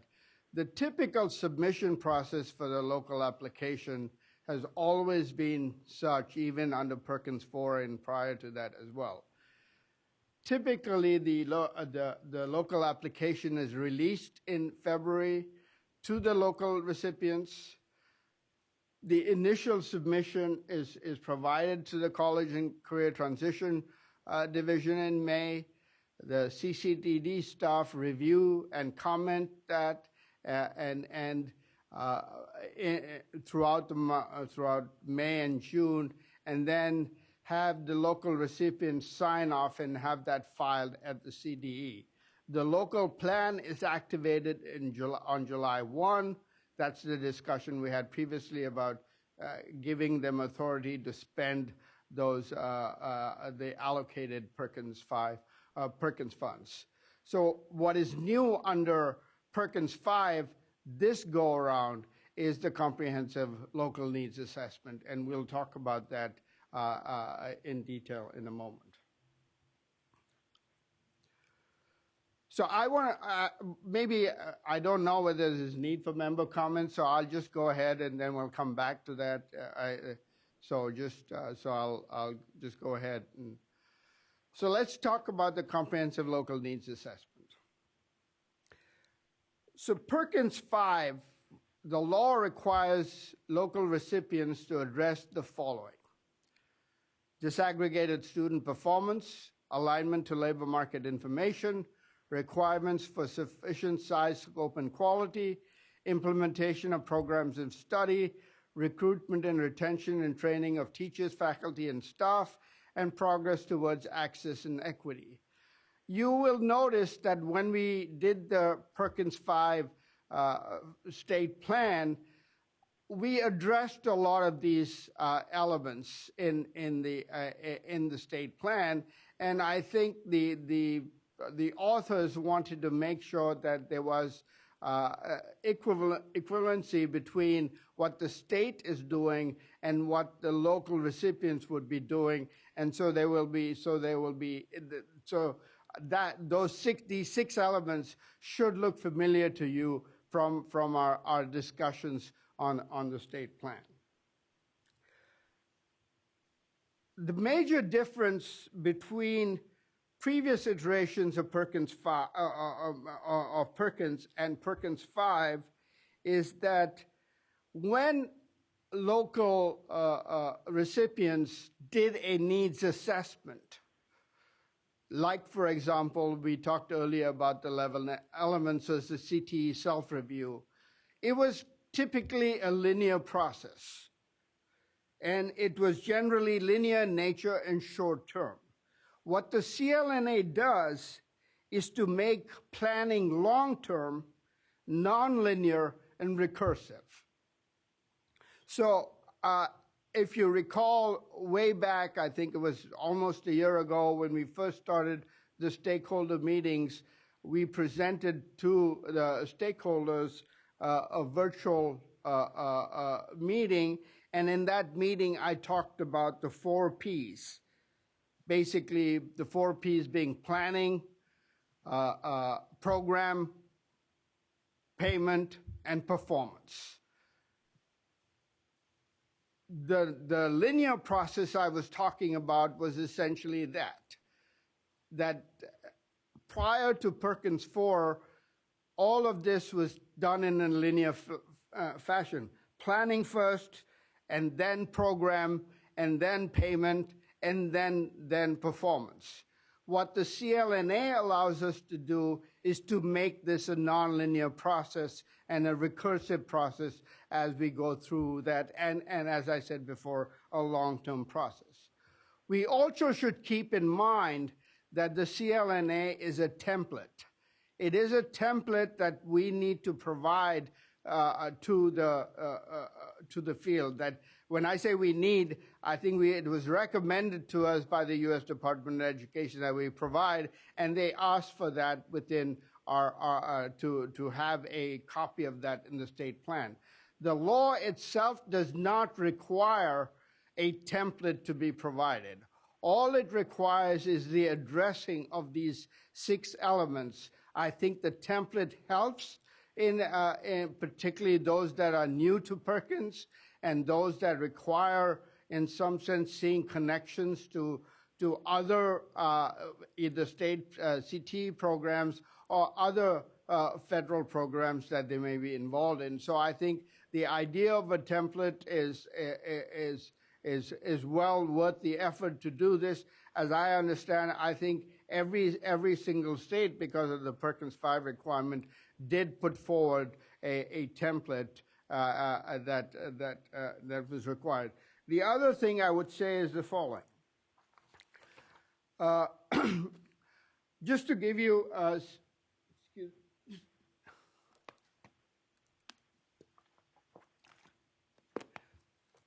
just a little bit of history here. When we were going and having our stakeholder meetings last year, the one thing that kept coming up particularly from the local recipients and even the stakeholders themselves, is what are we doing about the comprehensive local needs assessment, both on the community college side as well as the secondary side. So initially what we did, and I want to make a point here in terms of why I think this is important. Initially, the Community College Chancellor's Office took on the responsibility of developing this template. We worked together, CDE and the Community College Chancellor's Office worked together, and to develop the template, we used templates that were provided both by national organizations as well as other states, and we essentially looked at a couple of those, and the Community College Chancellor's Office started developing a template that looks that essentially, and you have a copy of that as an attachment. And the two are very similar in nature because they are, regardless of whether you're on the community college side or the secondary side, you still have to address these 6 elements in the comprehensive local needs assessment. An important piece within the CLNA is the creation of a stakeholder group. And as we go through this,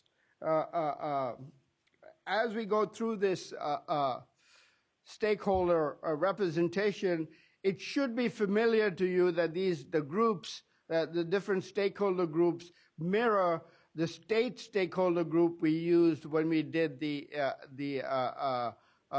development of the Perkins 5 state plan. The big difference, I would argue, is that at the local level, one would have a lot more practitioners involved in that stakeholder group.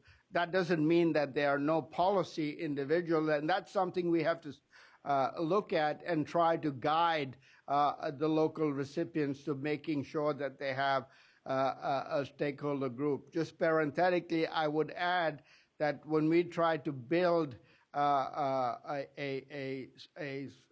redesign of CTE in Iowa, our biggest challenge was trying to make sure that the stakeholder group was fully represented, and that's something that we would have to work very closely with the LEAs to make sure that this representation is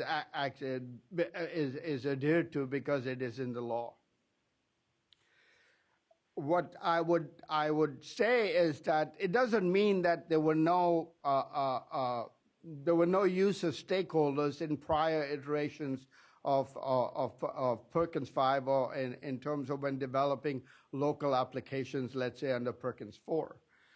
Typically, what the local recipients had is something called a program advisory committee, and those program advisory committee advised the CTE programs. In many cases, they also had a district-wide CTE advisory committee that they used to look at all of their CTE programs. So in some sense, this is not new to them. I think what may be new to them is trying to involve certain stakeholder groups that they have typically not worked with before, and that is something that we probably need to seek guidance from, not only from the community colleges, but also from those in the workforce development community and others as well. And this is where I think studying what happened in the LCAP stakeholder process would be a good thing for us, for staff at CCTD to do, to look at and find out how that might be going, and what kinds of strategies they might have used on the LCAP side to make sure that the stakeholder groups are fully represented. The stakeholder group, their primary function is essentially to validate the comprehensive local needs assessment. The information that is gathered through the comprehensive local needs assessment process, and I'll lay that out in a moment. But that is they have to validate that. That's something new also to LEAs. Yes, they have validated the programs, so it is in this regard, and this is where context matters, because community colleges are a lot more familiar with in terms of validation through either a program review committee or other kinds of efforts that they have through a regionalization of their stakeholder groups. Much more familiar with that than maybe on the LEA side. But the point I want to make very clearly is that using stakeholders in developing a CTE local application or a Perkins local application is not something brand new to these local recipients, and they can draw upon the information that they've had before, particularly like the 11 elements that we were talking about before.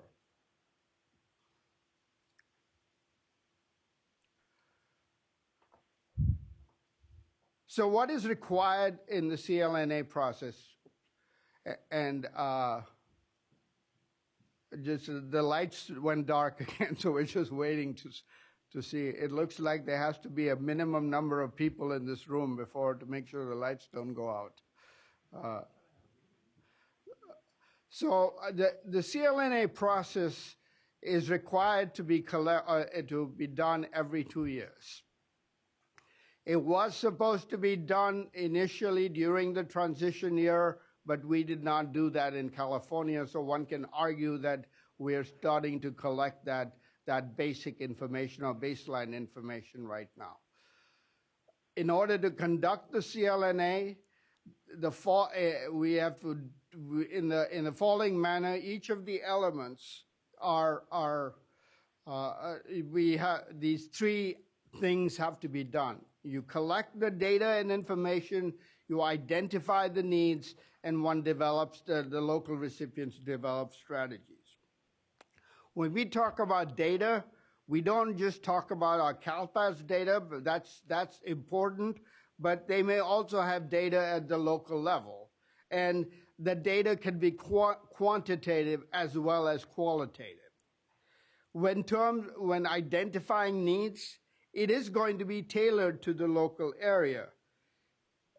At the secondary level, it has been focused on the CTE program, but now elevated to the needs across all CTE programs. That has been focused on a specific CTE program, but now elevated to needs across all CTE programs.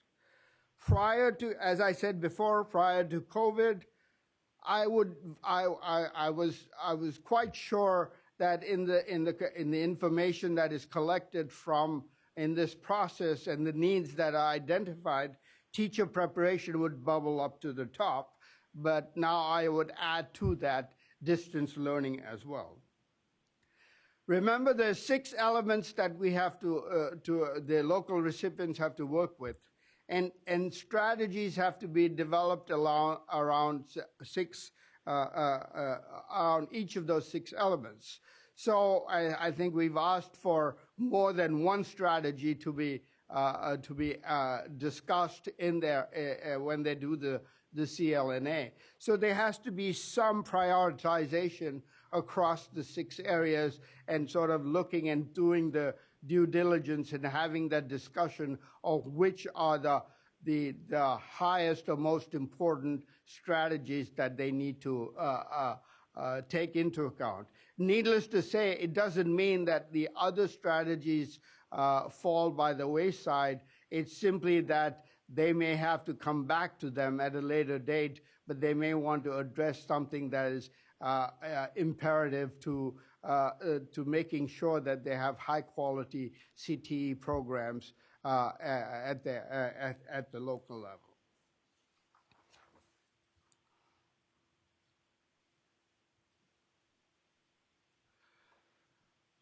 So as I said before, in the process, it has to be validated by a stakeholder group. So there has to be a review of all elements, the data, the needs, the strategies, and then create a summary report that is to be included within the local application. So in reality, it's the first 8 pages of the template that is relevant from a state perspective, because that is the information that they would have to submit within the local application. Whereas the rest of that document is 52 pages long, although I think we have, as staff, when we've looked at that, it can be streamlined even further. We can, or the other part, beyond the 8 pages, it's really, one can talk about them as workbooks or the template they can use, or files that they keep for themselves or develop to produce this summary report. So I'll stop here, and I think this is a good time to have questions on the CLNA.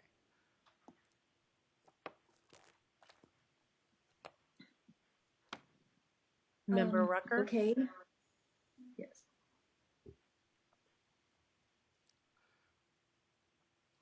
Member Rucker? Oh, okay, thank you.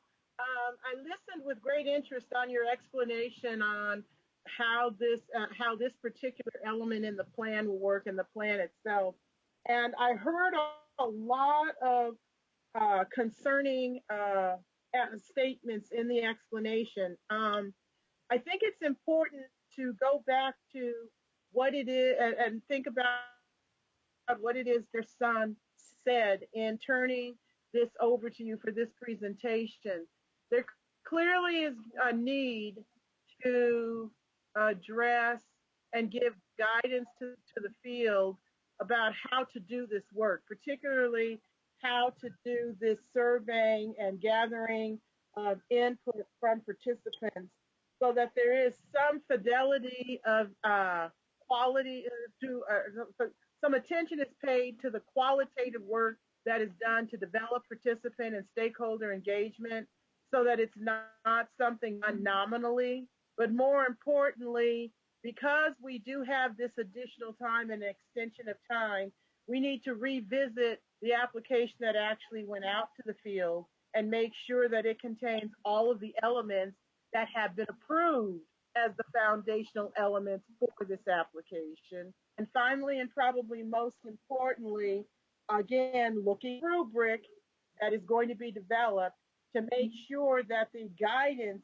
that's given to the participants explains how rubric will be used.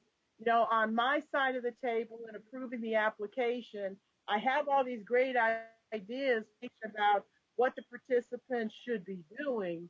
But at this moment, given the fact that we are being impacted by this statewide change because of COVID-19, I think it's very important we take the opportunity to provide some very detailed guidance to the participants about how to do this, but not only how to do this, but why the steps we are asking them to take are important.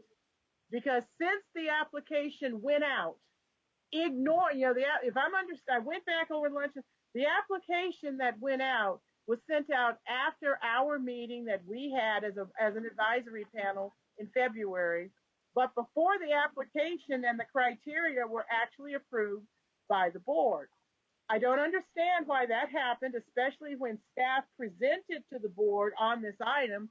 They didn't bother to tell us that the application had already gone out and would not contain the information we were asked to approve by board action that day.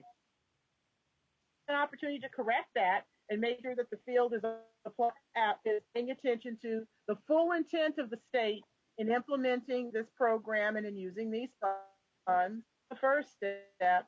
Second thing would be we have an opportunity with the extended timeline to give them guidance on how to, why it's important to take those steps, and to correct the mistakes that the state made in precipitously sending out the application in the first place.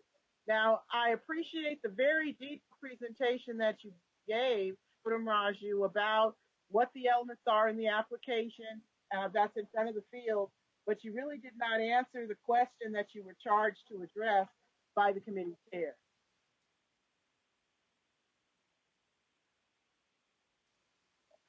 Thank you. Do we have other comments from other board members? Not at this time.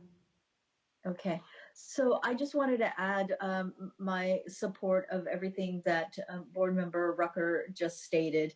It was quite a surprise to learn that this application went out prior to the approval of the state board, federal application. But even beyond that, the disappointment is that the application that was even sent out seems to be very similar to what had been sent out in the past. And we had had several discussions over the last couple of years regarding the process, getting stakeholder input on it. It was hard for me to see all the application, the attachments in this, to see how they all work together. It was kind of confusing, but one of the elements I saw was some kind of a teacher matrix that was attached. That was a link that I couldn't get into. So given all of our conversations around educator preparation for the application, I don't know what that teacher matrix is about. And then, so there's just a lot of different things. And then to also hear that we're still working under the 11 elements that were part of Perkins 4, when we've been talking about the 12 elements under Perkins 5, it's also very disappointing. So our task in this item is to provide you feedback on the current template and the application process. And so I think you're hearing pretty loud and clear. Our feedback is that you need to go back, staff needs to go back and reform this whole application process so that it is aligned to our conversations and aligned with the 12 elements that we've established over the last couple of years.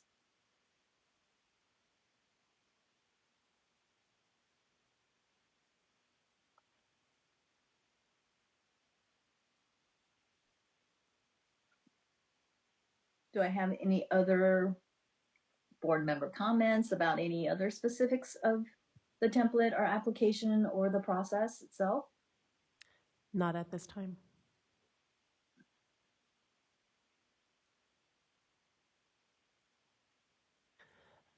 Member Salazar just rose her hand. Okay, thank you. Member Salazar?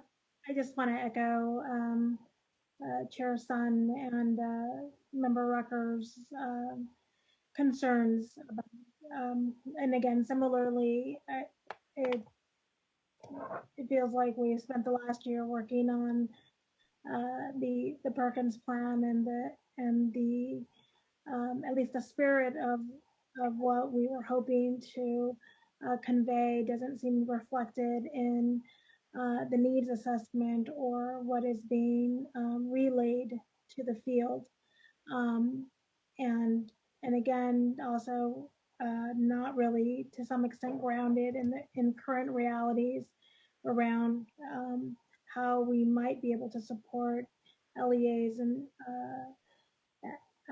districts in facilitating this process that also should take into account the current COVID situation, and again, will likely be a post economic recovery. So I think if if if I'd seen this reflected in these documents, I think I'd feel a little bit more at least appeased that these thoughts and ideas permeated into the information that the field is being requested to elicit. Thank you. I think what we were trying to convey as a committee is that we wanted to move out of that transactional process of submitting an application so you get money to developing a vision for CTE programs and a vision that's aligned with our principles. And that is not reflected in these documents at all. So it is not the same business. It's not the same thing as Perkins 4. And it feels very much like the process that was taken was just the whole 2.5, 3 years of work that we've done as a committee was just put aside, and we'll just continue business as usual. And I may be making some assumptions, and I don't like to do that, but that's how it seems and that's how it feels. And so I asked staff to go back and do some due diligence in reconfiguring. I think you're going to have to do some restructuring of this application.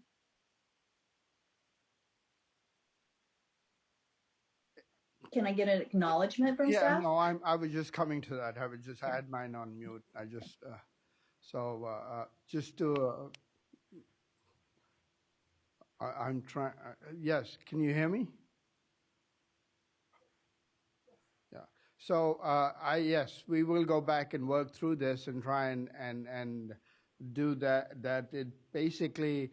We would have to go back and then connect each of these 6 elements back to the guiding principles, obviously more than one connect, and then sort of maybe have a preamble to each of these sections and try and look at that and try to streamline this application to try and bring that to make sure that it is connected to the 12 elements and the guiding principles that this advisory committee has developed.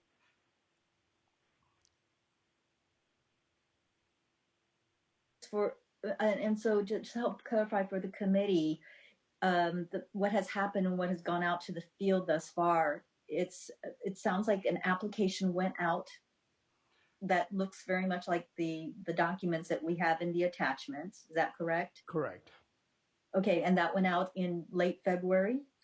So we sent it out in late February because as I went through the typical process that we did, went out in late February to give them some time to develop the application plan, and then essentially give them some time to develop also elements of the comprehensive local needs assessment.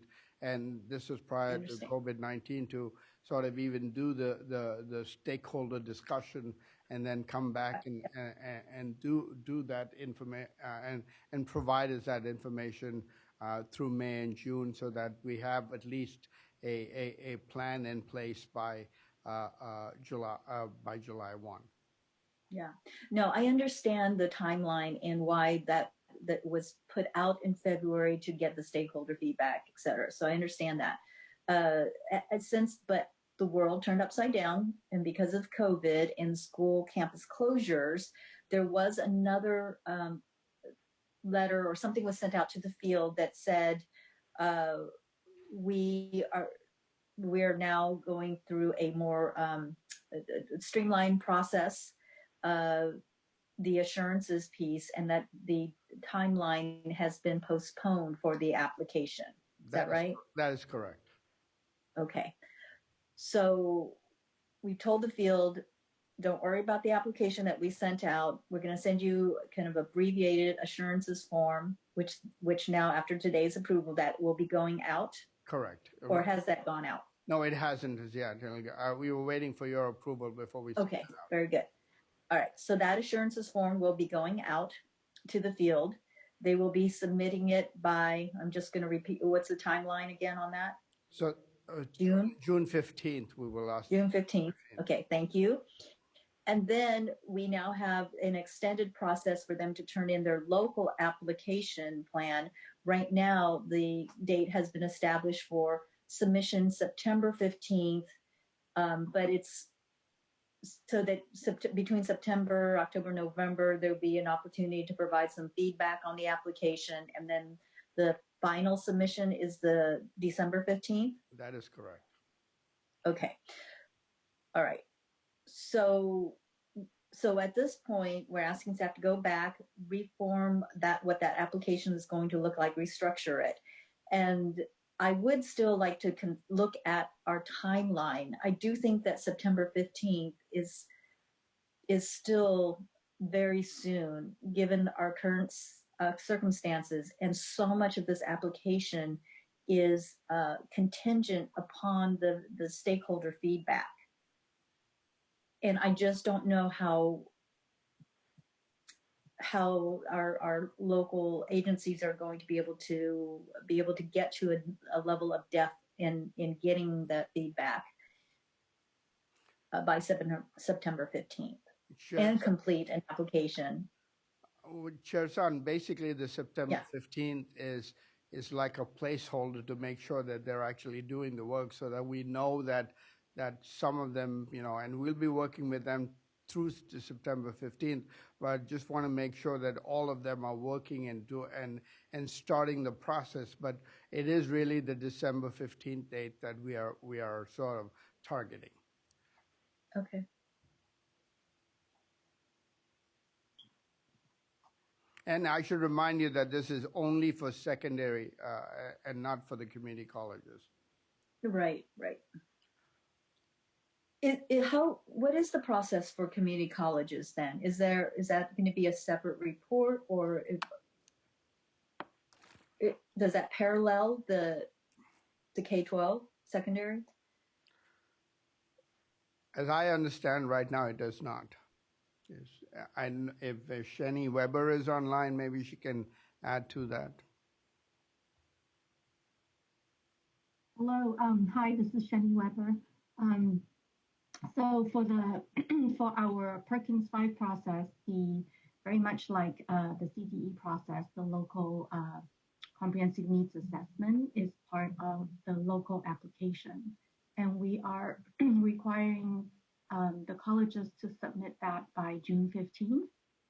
I believe we started earlier in terms of putting out the local application and the comprehensive local needs assessment for the colleges to begin to develop that. Because we have, as Dr.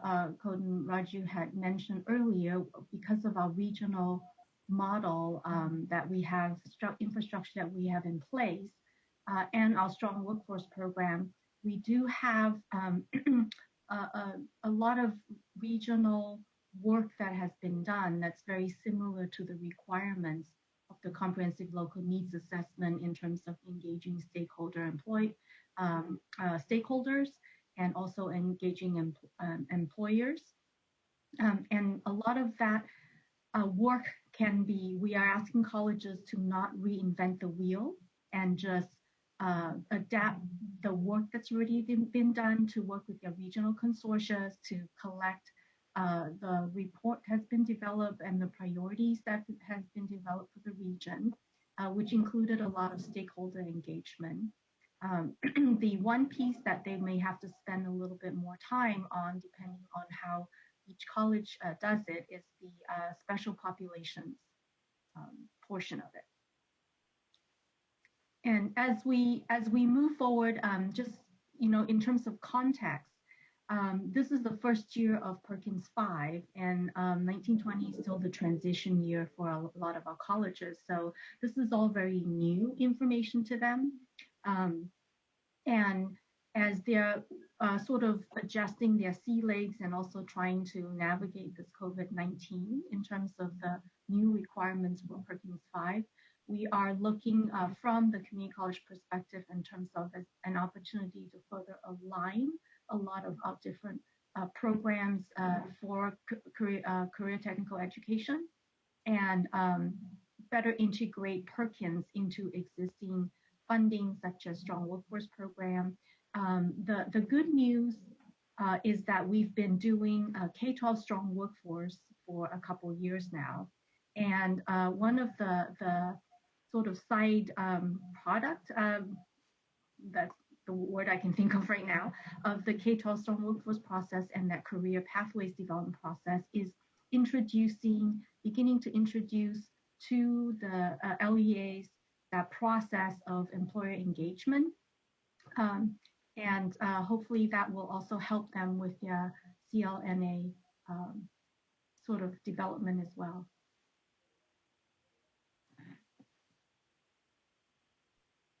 So we have talked a lot about the Perkins application aligning with the principles and with our 12 elements. Is that something that the community colleges will be doing, given that these are principles that go across both community college and secondary? I believe we are doing that. I will defer to Dean Jeff Merzak to address that question. I believe he's on online today.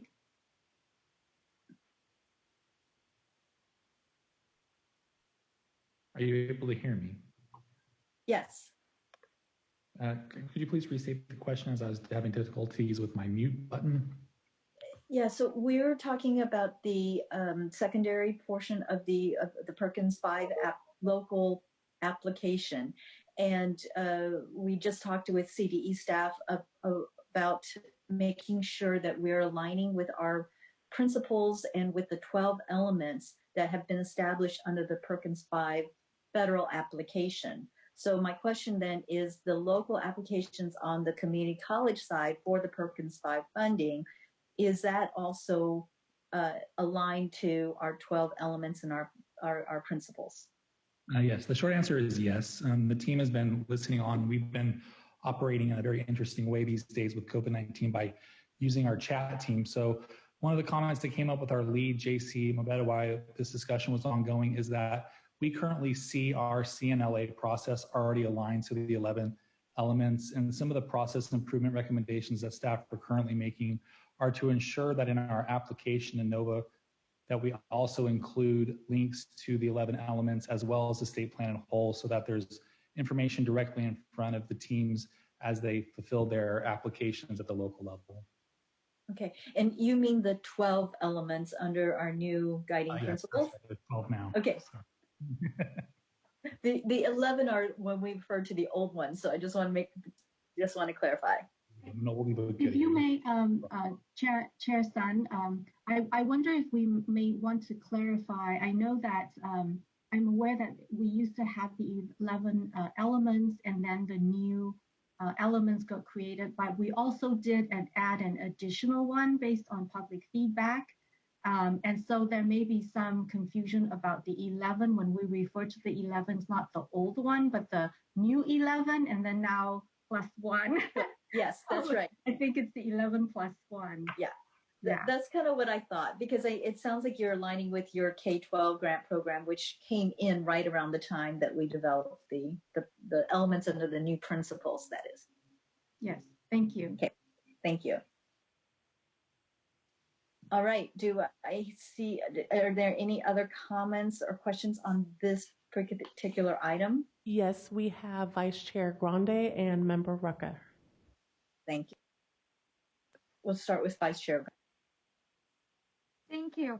I was wondering, as we look at this particular template and understanding that we have had conversations in the past about how our Perkins plan can be altered or amended from year to year, understanding the impact that this current crisis is going to have on the future of work and what is deemed essential and non-essential, and essentially changing what would be our comprehensive local needs assessment based on our new reality. Will we be regularly making revisions to this template so that we would be able to capture all of the innovation and direction that is the necessary byproduct of our current changes in our existence, our work life, our personal life, our social lives?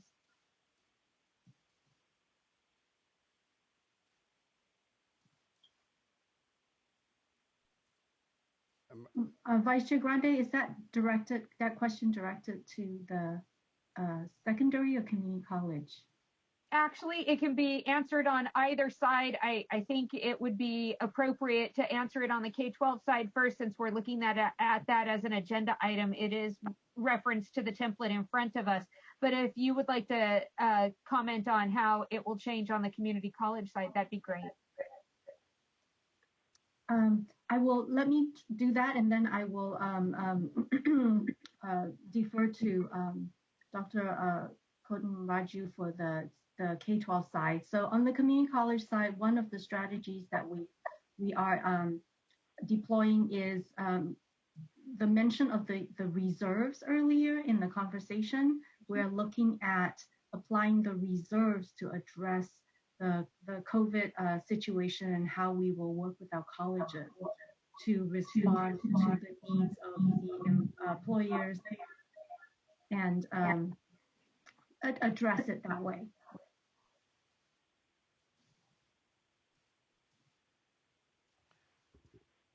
So just to follow up. Can we make sure everybody's gone mute, please? I'm not mute. Thank you. Okay, I think you can go ahead. Chair Son, why there's a feedback. Can you hear me now?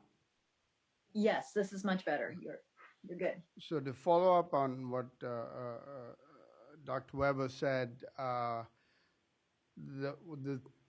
thing we have to keep in mind is that a lot of this work is going to be at the local level. And as Member Rucker said, we should be providing them guidance to how to give them, and working with our partners at community colleges to how they would be completing the local needs assessment. They would then create this summary report and provide that to us.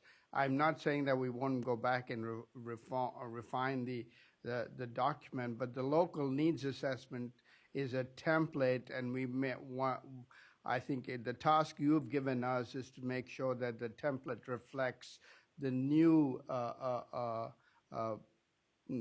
model, if I can use that, and making sure that we as we did in the state plan, provide that prominence in the template, which I will concede is not there right now. But there is actually, we do mention the 12 elements in the local application. When we come to that, I will point that out to you. But we do mention that in the local application. And so, but we can sort of refine that to make sure that there is a preamble to each of the 6 elements to make sure that they're referring to to those 12 elements and also to the guiding principles.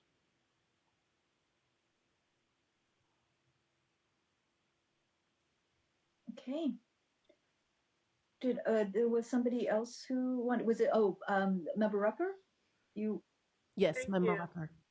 I just wanted to, knowing that there's going to be some revised guidance in the plan that'll be sent out to the field, I want to make sure to reiterate, particularly the stakeholder engagement process, to be clear in the guidance and the explicit directions for the development of the plan, that stakeholders are consulted in developing the local plan, not just in rubber stamping or validating it. It's critically important, especially now, with the change in Vice Chair Grande and Chair Son has pointed out, we are in some very unique times, and because of the change in the timeline, we really do need to take advantage of the very clear input and concerns that I'm certain stakeholders will have in this process because of the times we are in. So it'll be very important to take that moment to pause and let those stakeholders who I know have a key interest in this work, have a key concern on what these programs are going to look like. And as Chair Grande pointed out, knowing that we are trying to make a prediction about what it's going to be like to return to or to create and implement this at a moment in time when we don't really understand everything, I think it's important to keep doing the check-in with the stakeholders and to make sure the guidance is clear about the role in the stakeholders in developing and addressing the items in the comprehensive needs assessment. Because the needs assessment, let me be clear, as I read it, it's not about what the program directors need. It's about what the stakeholders need to make sure that the program is of high quality. It's about how to address the needs of the students so that the program is operating in the best needs of the students who are intended to be the participants or the recipients of the program and of the benefits of the funding for the program. So let's make sure we're clear that we're keeping not only the focus on accomplishing and finishing the comprehensive needs assessment, but that we understand who is at the central focus of what those needs are supposed to be about.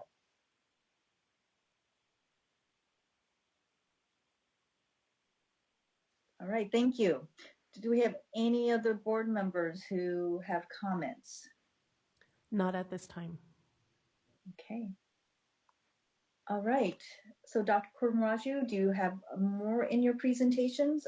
Well, this was we've got guidance from you about how we should proceed on the comprehensive local needs assessment, and the next part is the local application, and just to and talk to you about that, which you've already seen parts of that in the substantially approvable, but there's a little more information that's related directly to that. Okay, good. So, yeah. Should I proceed? Sure, please, yes, please.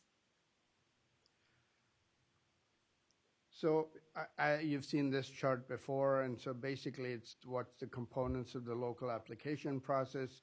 As I said before, the comprehensive, in the local application, if you look at these bullets, it's really the third and the fourth bullet that's really, if you think about it, it's really the fourth bullet, which is as Member Rocco was pointing out, is that essentially what does the local needs assessment throw up in terms of how they would go out spending a plan for the high quality programs they intend to either start anew or improve in the process.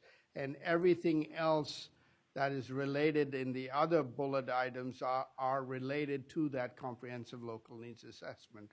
So in that sense, that becomes the comprehensive local needs assessment becomes the pivot by which the whole application process is written, and how the budget is built and viewed by stakeholders and others in terms of looking at that. And finally, what impact would, if the strategies that are put in place from the comprehensive local needs assessment, what kind of impact would it have on the state determined on performance levels at the local level, based on the accountability indicators that we discussed in the state plan, and how, if there were gaps, how they would address those gaps and what they would do, and how would they tailor their future, their present and future budget to that. So in the Perkins State Plan, we actually provided, and this might be something that you might want to do. We did provide in the state plan a login and a password that takes you to the PGMS system that allows you to go through the different sections of the plan, which is essentially in front of you there.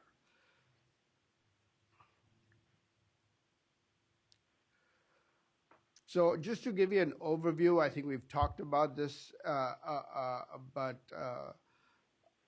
and I've already talked about this when we were discussing the previous slide. The Perkins legislation always required a local application, and that's why that timeline that we talked to you about before. It starts in one fiscal year and then ended in the next, because essentially the pivot or the break point really is the start of the end of one fiscal year and the start of the next fiscal year. The local application process is centered on new and improving existing high-quality programs, and essentially that CTE teacher matrix that you were talking about, Chair San, is basically a documentation of the credentials of the CTE teachers who are involved in these programs. Then the plan should connect to the program, to the budget, and to performance. The idea here is that if you look at in the local needs assessment, what we did is we gave them information about a 4-year trend and how they would look at a 4-year trend based on those indicators, and also related to the different subpopulation groups or special population groups that we have to look at, and then essentially keeping the state determined performance levels in mind as they develop this local application.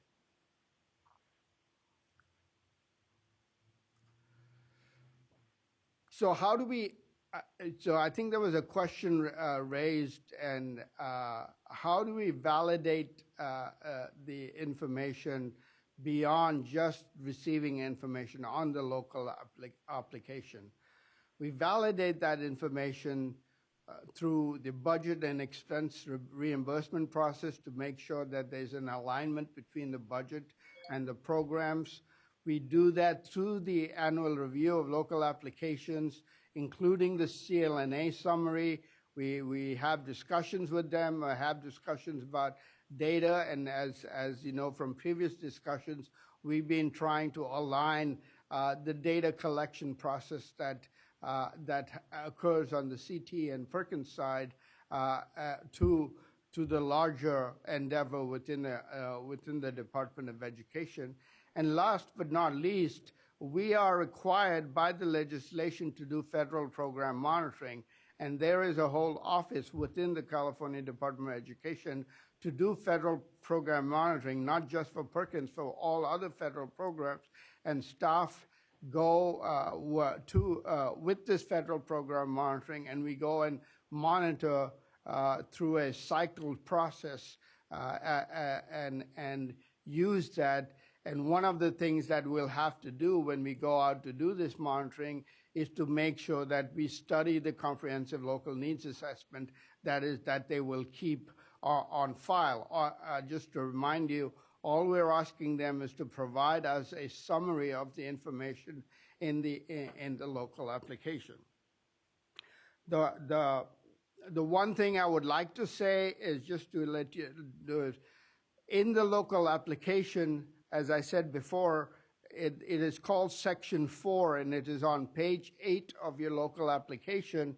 And in that, we ask the following question. We ask essentially, how have you used your previous stakeholder gathering of information, such as the 11 elements of the CTE self-review, or anything that is related to the CTE incentive grant, and so we ask them to look at that information because they're not starting from scratch. They have all of that information. But then we also ask them to go and at their district advisory committee or the stakeholder meeting to look at the 12 elements of the high quality college and career pathway and see how the strategies that they're thinking about align to those 12 elements. So we're asking them to respond to that in their summary documentation that would be entered into the local application.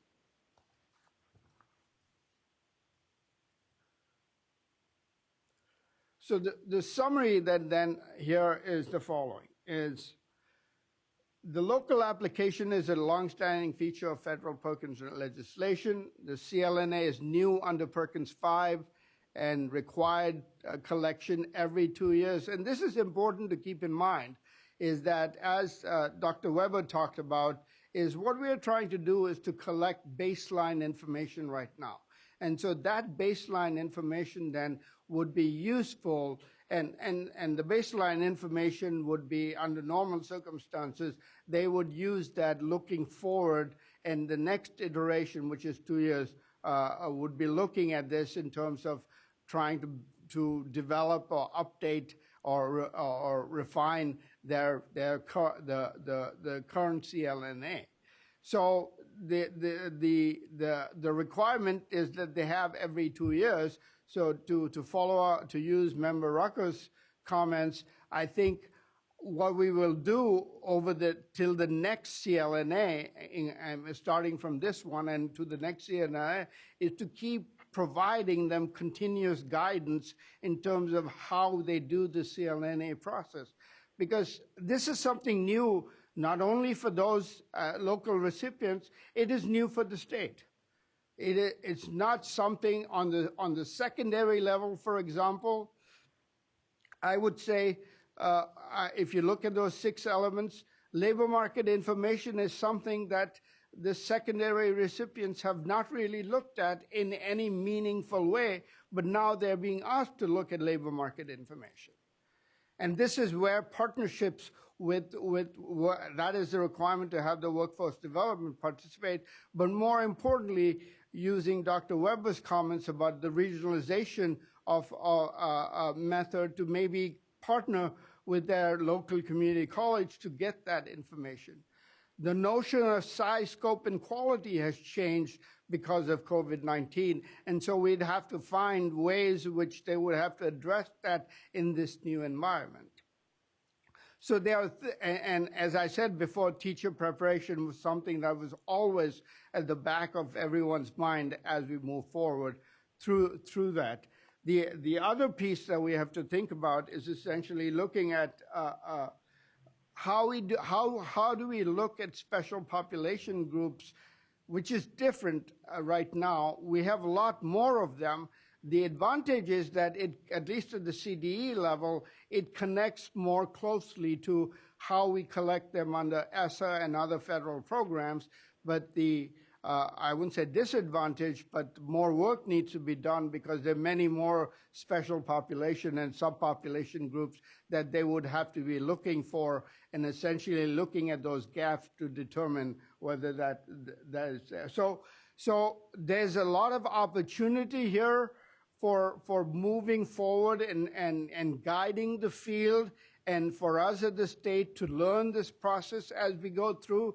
So what I'm suggesting that this is going to be a partnership all around between us and the LEAs, and given the flexibilities that we have been offered, I think we should take full advantage of that and move forward. So 2 years from now, we will have a process that is much more streamlined and essentially meets the needs of the Joint Advisory Committee and also is in alignment with the federal Perkins state plan. And at that time, I would argue we may have a good sense of how we want to lay out the California comprehensive state plan for CTE.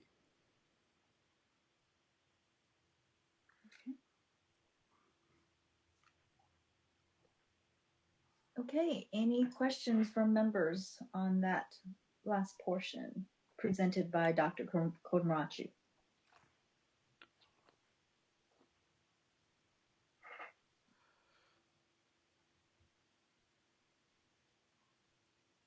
Member Salazar. Thank you.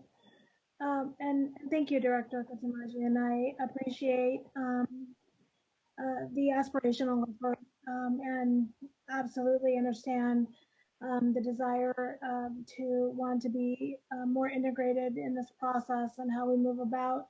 I guess my only question and reflection is what attempts did we make in this go around to reflect, or really embrace that aspiration? And I think that's the part that's missing for me, because I'm not seeing it reflected again in the applications. I'm not seeing it reflected in, what being distributed to the field. Again, not seeing even alignment between and again, I must admit I did a cursory scan of the applications, but even how the secondary and the secondary systems are both um, responding to these questions in a more integrated fashion that elicits authentic stakeholder input and is reflected. So I guess again, I think to some extent, disappointment that it didn't happen in this go around. And I appreciate that we'll continue to do further refinements to be able to get there. But I really felt that at least this committee had been very proactive in communicating the desire to want to move in this direction in this go around.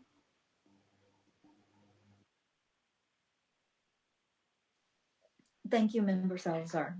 Is there someone else from the committee?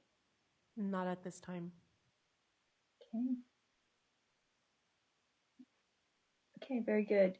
I do, it is, I, under this new process, I think the data collection piece is extremely important, and just want to bring out that the matrix of metrics document, we don't want to drop that as well when we're looking at the collection of data. And that's also further work that our committee will need to look into as we move forward. And there will be, I'm sure as we collect more data, we'll have been better informed. And this is also where we start triangulating our state grants with the federal process. So again, just want to emphasize how much we need to align all of these different processes.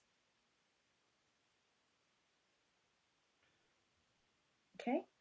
All right. I'm not seeing any more. Lisa, you're not seeing any other hands raised?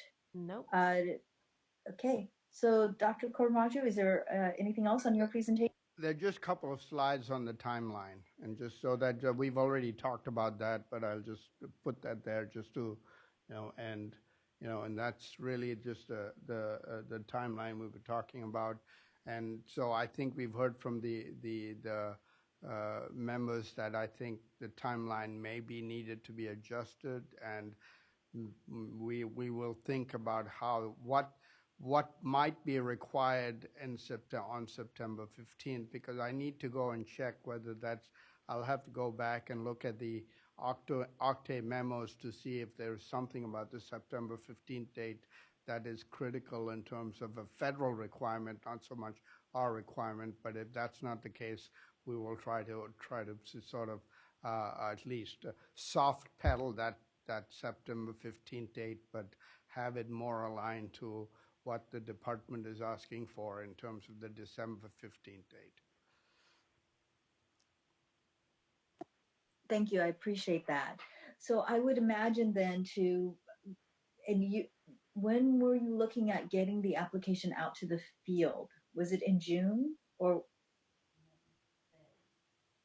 Well, we will send a substantially approvable application, but actually we were trying to send them after the second meeting, the July meeting that we will have. We will send them because you would like to have a look at that. And so yes. We will not, it will be in the latter half of July, I would say. Okay. I mean, they were, a lot of that information they already have, I think, and they will continue to work because that's something that they would have to do. And we may want to provide them guidance, but how they actually do the application is something we'll wait till you review this the second time. Okay, very good. So we will have another chance to look at any restructure revisions that you have for the local application for Perkins moving forward. I was going to say that I think in some sense the local application probably will not change that much other than putting in terms of the sections, but in terms of beefing up some of the language. But I think it's in the CLNA that, as Member Rucko said, we need to provide more guidance to them of how they go about doing some of that in terms of, one thing I would say is that I think if you read those documents, there was reference to appendices in that, and the reason we didn't put those up there is partly because we had some compliance issues, but I wanted to hear from you first before we modify those appendices. So it may be that we may have a more streamlined CLNA with what I will call workbooks for the field that provides them appropriate guidance to actually develop the CLNA. Okay, thank you. So it would really be helpful if the committee members could get a copy of your proposed draft prior in June even, and definitely prior to the July meeting, and maybe not even as part of the thing, but just so that we can see the iterations as staff is moving along. So is it appropriate to provide you an information item in June? Yes, that would be great. And then it also, an information item would also. Information memo, to use the correct word.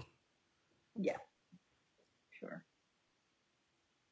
Okay, yes, thank you. That would be great. All right, any other questions from committee members, comments before we go to public comment? None at this time. Okay, very good. So let's go on to public comment. So at this point, I want to invite any members of the public to comment. You may comment via Zoom, email, or phone, and that is currently being displayed on screen, the 3 different methods for you to provide public comment. And we'll wait a couple of minutes to give people time to log into one of these options. Chair Sun, we actually already have 2 comments, so if you want me just to dive in, I can do that. Yes, please. Okay, our first comment comes from Clinton Maxwell. He works for Mendocino County Office of Education as a college and career specialist. He states that each district holding CLNA stakeholder meetings is a lot of meetings for non-education organizations in rural counties, where often one agency services the whole county. I love the concept, but in rural areas, we also need to have COEs, county offices of education, well engaged, which would help districts that don't have the budgetary bandwidth to coordinate a regional impact anyways. Thanks, because I think industry engagement is important, but generally an ongoing process. I have another comment from Sharon Gleason on agenda item 1 and 2. She is with the Bakersfield Adult School under Kern High School District, grades 9 through 12. We are not sure how to respond to the comprehensive school data. We use adult ed core indicators, but we have K-12 comprehensive fields to respond to. Comprehensive sites data doesn't measure adult schools that we serve.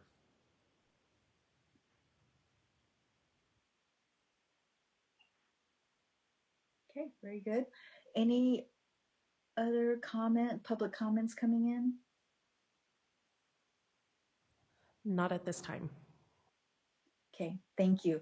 So what I'm hearing from the public comments, and I think this goes back again to ensuring that there is some flexibility within the application process to accommodate local needs. And so it isn't the one size fits all. So we just need to remember that. I don't know how rigid the prior process is, but just staff note the nature of the comments. Okay, all right. And we still have no more public comments, is that right? I'm really not trying to drag this meeting out. I just want to make sure that we have an open process. I am not seeing any new comments. Okay, very good.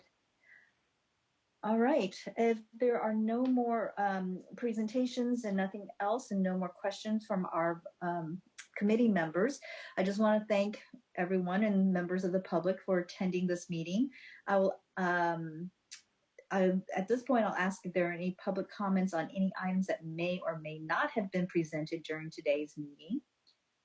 And again, just want to remind those to keep your comments brief and note that we limit speakers to 2 minutes. The public comment can be provided through Zoom, email, or phone. Chair Sun, Member Rucker has a comment. Oh, I'm sorry. Okay, go ahead. Yes. Thank you. I think the other thing that the public comments we heard also point out is the reason why it's very important for the staff in sending out the revised and updated application package to provide very detailed guidance, because they were clearly asking for how am I supposed to do this in my circumstances. So it's not just about the flexibility, it's about how to do it and options for covering the requirements for completing the work in a way that's truly qualitative and reflecting the intent of the program. I think this goes back to David's earlier comments about innovation and thinking outside of the box and looking for ways to stretch out your hands into the community into doing this work. So they're clearly asking for help, and they're clearly saying, here's what I know, and I'm not sure how to do what it seems to be that you're asking for. So I was very glad to hear those comments. And knowing that we're about to close, I'm going to take a moment of personal privilege because this is Teacher Appreciation Week. I want to make sure that I express my personal appreciation to all of the career tech teachers and programs in the field that are working hard today to continue supporting their delivering programs in alternative ways. I think that we have a newfound appreciation for the work of schooling and for the work that you do. And even though we ceremoniously take time 1 week out of the year to tell you how much we appreciate you, you need to know that there are students who appreciate you every single day, even if it's not said. So thank you very much, and continue to have a wonderful success in your program and your work going forward. Thank you very much for that.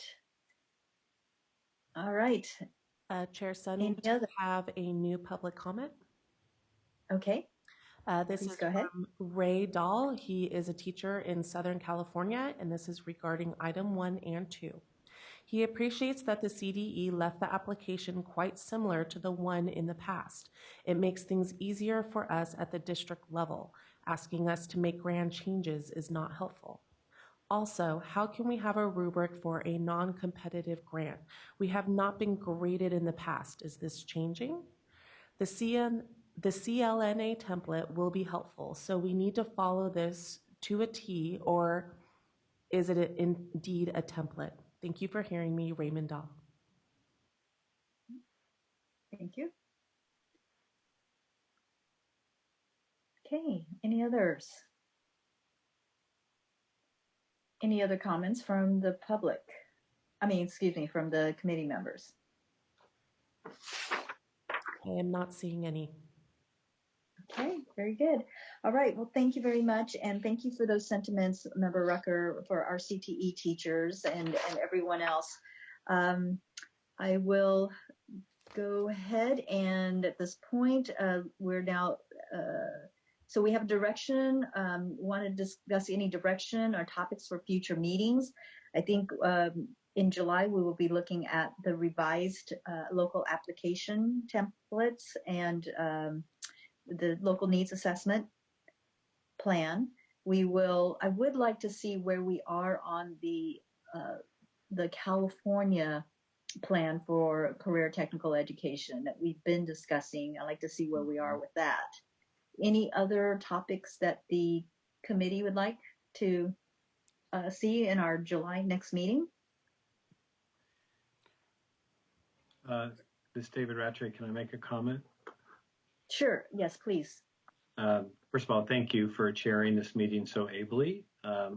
Not easily done in such a strange world we live in now, and it seemed very elegant the way you did it. I think I would just second what you said. I'm anxious to shift back to where we started 3 years ago, which is thinking bigger and grander on cradle to career education and connecting all the systems. We wanted to get ahead of the Perkins, and we did that. And we're trying to draw now the Perkins back into that. And again, we're seeing the natural tension. And I want to be respectful too. This is not easy when you do these things. We all know that. That was the reason we did it.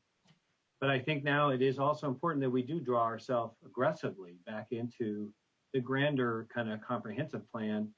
But I just add the obvious dimension in this COVID world and in this what now looks like will be a Great Depression, number 2, sadly, we need to be bigger, bolder. So, I mean, I hope all of us maybe are ready for a brainstorming kind of mentality. I'm asking myself questions like, what would FDR be doing if he were alive today? What would Martin Luther King or Cesar Chavez be saying to us? It just feels to me like we need much bigger thinking. So I guess I would just encourage us to give ourselves some space for some brainstorming, and maybe if somebody can help us too. It'd be nice to have somebody from the Future Work Commission or somebody else that can help us get beyond ourselves a little bit and our institutions. So that's my 2 cents. Thank you very much. And I think if we stick to the conversations around the larger CTE plan, that would provide us that form and that momentum continuing to move forward. And I think that is a really great suggestion that we may have some speakers come in and provide their thinking and thoughts. There's definitely more folks who are out there who've been thinking about this for a very long time, very innovative.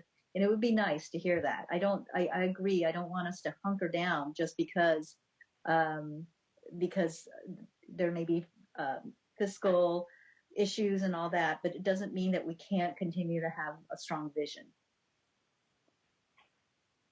Okay, very good. Any others? Comments? Not at right. Well, okay, thank you very much. Well, thank you everyone for attending. It was still actually a longer meeting than I had anticipated. So our next meeting date is right now set for July 10th, starting at 10:30 a.m. Uncertain if this will be a in-person meeting or if this will be an online meeting. So we will just have to play that by ear. Thank you all. Thank you to the committee members. It's wonderful working with all of you. And I look forward to more work ahead as we implement Perkins 5. And I want to also thank you, the staff from CDE and from the state board, for all of your work. And I know it's not easy putting together these meetings for us and all the information. And I really want to recognize you all for the great work. Right. Thank you. Okay, so with that, I will adjourn our meeting, and it is at 2:05 p.m. Bye. Thanks, everyone. Bye-bye. Bye. Thank you.